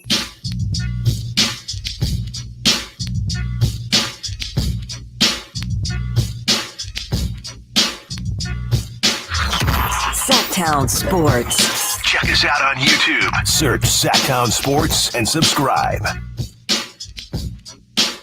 Kings holiday special winding down here. Brendan Nunez, Frankie Cardicelli, Nate Littlefield behind the glass. Appreciate everybody that's hung around. Last little segment here. Been fun, man. Been It fun. has been. Thank you to everybody who's tuned in. Thank you to everybody that's been in the YouTube chat. Been nice enough to take part in our poll, which we have our poll results, don't we? We should go ahead and wrap that up. Yes, huh? Nate. Without further ado, Nate, can you tell us the Without results? further ado, so right now I'm hitting end poll. Here we go. We had the question was, if you weren't listening earlier, who would win this Kings dunk contest between who we listed? Malik Monk, Gerald Wallace, Spud Webb, or other, and we wanted you to tell us in the chat. Some of the others that were brought up were like De'Aaron Fox. Vince Carter, but not really. Dante Green was brought up. I don't know who else was around, but overwhelmingly number one, Malik Monk, 61% of the votes. Yeah, makes sense. And I think that's because younger audience, younger. It's what we've seen, all that. And Malik's been vicious, but then Gerald Wallace at 2, 19%. Other at 3, 9%. Spud Webb, last place, 8%. Disrespect. And I want to clarify, this would not be old man Spud Webb. This would be prime Spud Webb. Yes, And so yeah, I don't know if people thought that, but that's Malik Monk overwhelmingly. I think Malik Monk, and again, we have no sources or knowledge behind this, but I just believe he will be a Sacramento King for a long period of time. I think that he'll be back with this team, and I think that will give him more opportunities to solidify himself as the best dunker in Sacramento Kings history. But out of nearly 100 people that voted, 80 or 61% say Malik Monk. So I stand by my tweet from last week. Now it's just, does he want to? I think he wants to. We'll see. Malik doesn't love doing media, for people out there. As much as he's like a outgoing guy and a fun personality, I'm not sure he loves the spotlight, if that makes sense. See, wait, are you talking about as far as playing in Sacramento, the spotlight? No, I just mean for the dunk contest. Oh, okay. He has to want to do it. I thought you meant, sorry. No, I'm just talking dunk contest. Okay. You scared me there. No, I know, I did too. I'm like, Brenden thinks he's not going to resign. Yeah. No, I don't think he would do the dunk contest either, but I feel like it'd be very fun if he did. Because Kings that have done the dunk contest, like Ben McLemore, Harrison Barnes did it with Golden State, I think. Did he really? I think he did. Okay. And then early HP. Yeah, and then I'm not really sure who else. Oh, Gerald Wallace dunk contest. Yeah, but anyways, I stand by my case. I think Malik's a good argument for sure. He's entertaining. I keep going back to that. I think it plays a part. You have to have a personality. You got to do something creative. Yeah, like throw it off the shot clock or jump over a Kia. Or he would bring out like a miniature beam. Yeah, and it'd be like some kind of beam contraption that could like launch and him an alley-oop. But it'd be like a fan, something like in a purple tube, maybe that shoots it up. Yeah, and that would be crazy. Might be on something. Let's have a word with the NBA, Monty. Make it happen. We're gonna need to make it happen. Could be horrific as far as like the lob could be bad. Like it could be a total train wreck that ends with him just putting The in beam a regular. is perfect. What mistake could the beam do? I don't know. Only someone named Alan Stiles from Stiles and Watkins could think of a problem with the beam. Love you, Alan. I forgot JTA was at a dunk contest too. We never mentioned him. Juan Scotto Anderson, a recent one. And he whipped out like I think he was still on the Warriors at the time and had like a Mexico themed jersey going on. Yeah, no. Hey, Malik, what do you got, man? What do you got? Never know. But tonight for the Sacramento Kings, they go up against the Portland Trailblazers, who, in case you didn't know, not the best basketball team. No. They suck. I'll say it. They do. The Kings are favored by 8 points too. Yeah, and just looking at Portland, their NBA ranks this year, they are dead last in defensive rebounds. They are dead last in assists. They are 27th in turnovers. They are 29th in points and points per game. They are 30th in field goal percentage, 25th in three-point field goal percentage. So we're talking about a Kings team that they did struggle. And again, no De'Aaron Fox against Portland. They beat them in overtime about a month or a couple weeks ago. No De'Aaron Fox last time. That could change things tonight. Obviously, that Portland will. Well, actually, I guess I gotta backtrack because they do have DeAndre Ayton and Shaedon Sharpe, who had a very good game against the Kings. They are both questionable tonight. Malik Monk questionable for the Kings as well with right foot soreness. Alex Len has not played in 18 games. We could see him come back tonight. We're at 18, huh? 18 games. It's been a while, but yeah, Portland has a couple injury concerns. But at 7-21, it's a game that the Kings, again, it doesn't really need to be said at this point, but this is a game the Kings should win. Will they have any letdown? Could it be a trap game? We're going to find out. But a brief 3-game road trip starts tonight in Portland. Can the Kings come out and have a win with ease, I guess, is what they're looking for. But, anything can happen any given night in the NBA. They should, and last time these teams faced off, it was not a comfortable win like it probably should have been for the Kings. It actually was an overtime game. And if you'll remember, Malcolm Brogdon went down pretty early in that game. He only played 5 minutes. I forget what exactly the injury was, but that left them with not much going on. Tumani Kamara, second rounder that was part of the Phoenix trade, the Milwaukee trade, came over from Phoenix since it was a 3-team, plays 25 minutes. You got Walker here, who I'm not going to lie, I got to click and make sure I got this first name right. It is Jabari Walker going on here as well, playing 15 minutes that night. Even Skylar Mays, he's been good. LSU played 37 minutes that night. He's been good. Was that OT game the one where Malik kind of took over? So that was overtime? That was the game where I had to watch the highlights of it last night. That the Kings were going to lose that game. That game was in the bag, and Malik actually called for an offensive foul charge. Call with like 5 or 6 seconds left, and he knocked down both free throws. And Portland had 2 chances to win it at the buzzer, and Jeremy Grant missed both. So it was a game that really was like an ugly. I'd say the Kings 17 wins. It might have been one of their more ugly wins. An overtime win over Portland at home. But tonight they go to Portland. They're going to face Jeremy Grant again, who had, I think, a near career high. I think he had 36, or I think he had 40 almost that game. You have someone like DeAndre Ayton, where if he does play, he was knocking down those looks in the paint. The Kings really didn't do a good job of containing those against him. And then Shaedon Sharpe and Scooter Henderson, who's been playing a lot better basketball than he did at the beginning part of the year. They have their guards that can cause damage if they're playing well, and a lot of ifs, obviously. But the Kings, if they come in and play their brand of basketball, there's no reason when they can't come out with a win by 10+ points. They definitely should. And you might have already mentioned this. I know you mentioned Alex Len, questionable. Somebody was asking Malik's status in the chat.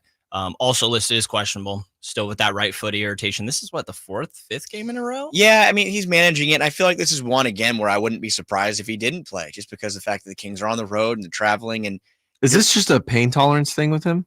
We don't have like a concrete, like, they haven't just exactly laid out to us what the exact problem is, but I would guess, it's pain management, pain tolerance. But I think the fact that he played in that first night of the back-to-back and, he had that explosive dunk shows that it's more of a, we're early in the season. You're managing these injuries again, like De'Aaron with the shoulder issue. He would have suited up if it was a playoff game. I think that we all know that. There's no reason to push guys at this time of the year, especially when you're playing a team, again, where the Kings are on the standings. They're 4th in the conference playing against Portland. I think if Malik Monk's unable to go tonight, that should not be an excuse for the Kings to lose this basketball game. Not when De'Aaron Fox, Domantas Sabonis, Keegan Murray, they're all suiting up. No excuses there. Malik he's a huge part of what the Kings are doing, but I think if he sits this one out, it shouldn't be a deal breaker for them getting this win.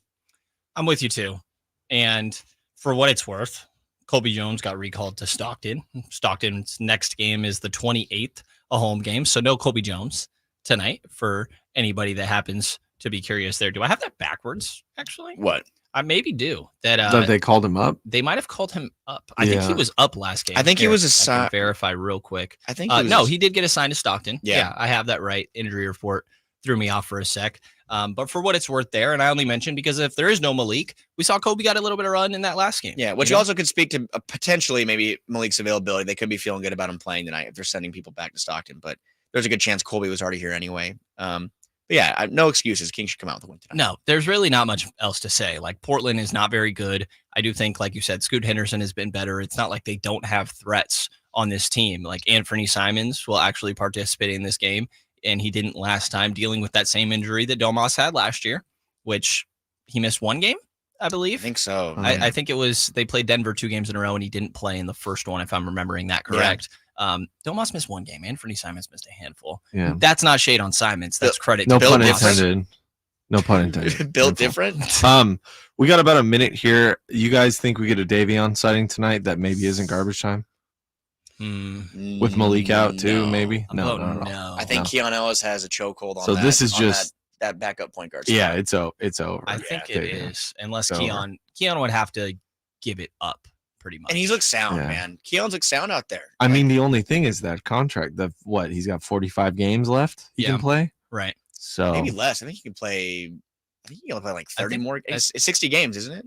I think it's 50. Yeah, and we're remembering 50. Right. And Keon, just to check before we say goodbye, Keon Ellis has played in, I think, 21 games. Yeah, and I think if you're at the point where you're like worried about that, then you figure out how to get him a full contract.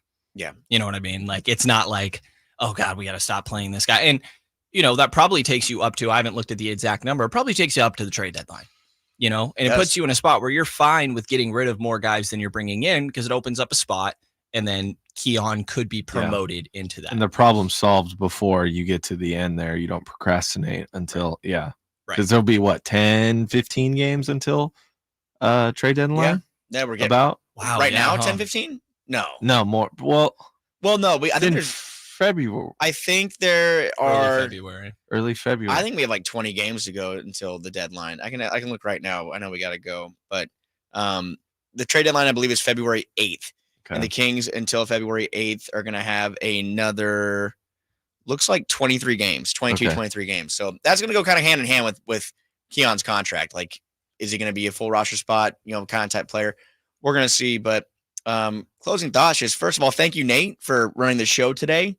You are the man. Appreciate you. Thanks, Nate. guys. We appreciate Glad you. to be here. It was fun. We were talking about maybe doing more stuff like this in the future. We're going to see if we can talk to the right people and get on and do some more live shows. I think that'd be more fun. But really enjoy the live aspect of this show and the YouTube and everything that goes into it. And a little round of applause for Brenden Nunez for running his first show on the air. Thanks for doing it with his me, first Frank. show. Thank you for driving, man. You did a great job, partner. No problem. And I will say thumbs up in the chat. Help us a little bit if we're trying to pitch this as more of these. So if you guys enjoyed, that is very much appreciated. On the way out, just a little thumbs up. Yeah, doesn't take too much Just a effort. little thumbs up on the way out. And we'll do this more often. And maybe even take some calls next time. Maybe anyone wants to call in and talk a little Kings with us, join us. That'd be great. But hopefully first of many, Brenden. Hopefully first of many. That's the idea. We will see. I'm definitely up for it. Sounds like you are as well, Frank. Good time having Nate here. Appreciate everybody that spent some time hanging out with us today. Hope everybody's Christmas was good yesterday. Happy holidays to all that celebrate. We got New Year's coming up. Yeah, Happy New Year, everybody. Yeah. Happy New Year. Not too far away. Kings tonight. Let's go. Hopefully take care of business against the Portland Trailblazers is what we're hoping for tonight. But that's going to do it for this Kings holiday special. Again, Brenden Nunez, Frankie Cardicelli, and Nate Littlefield here. So appreciate to everybody listening out there. And again, happy holidays. Hope everybody's enjoyed. And thanks for listening, guys. The 49ers have secured their playoff berth, and now they chase the NFC's top seed. Purdy out of the shotgun, looks left.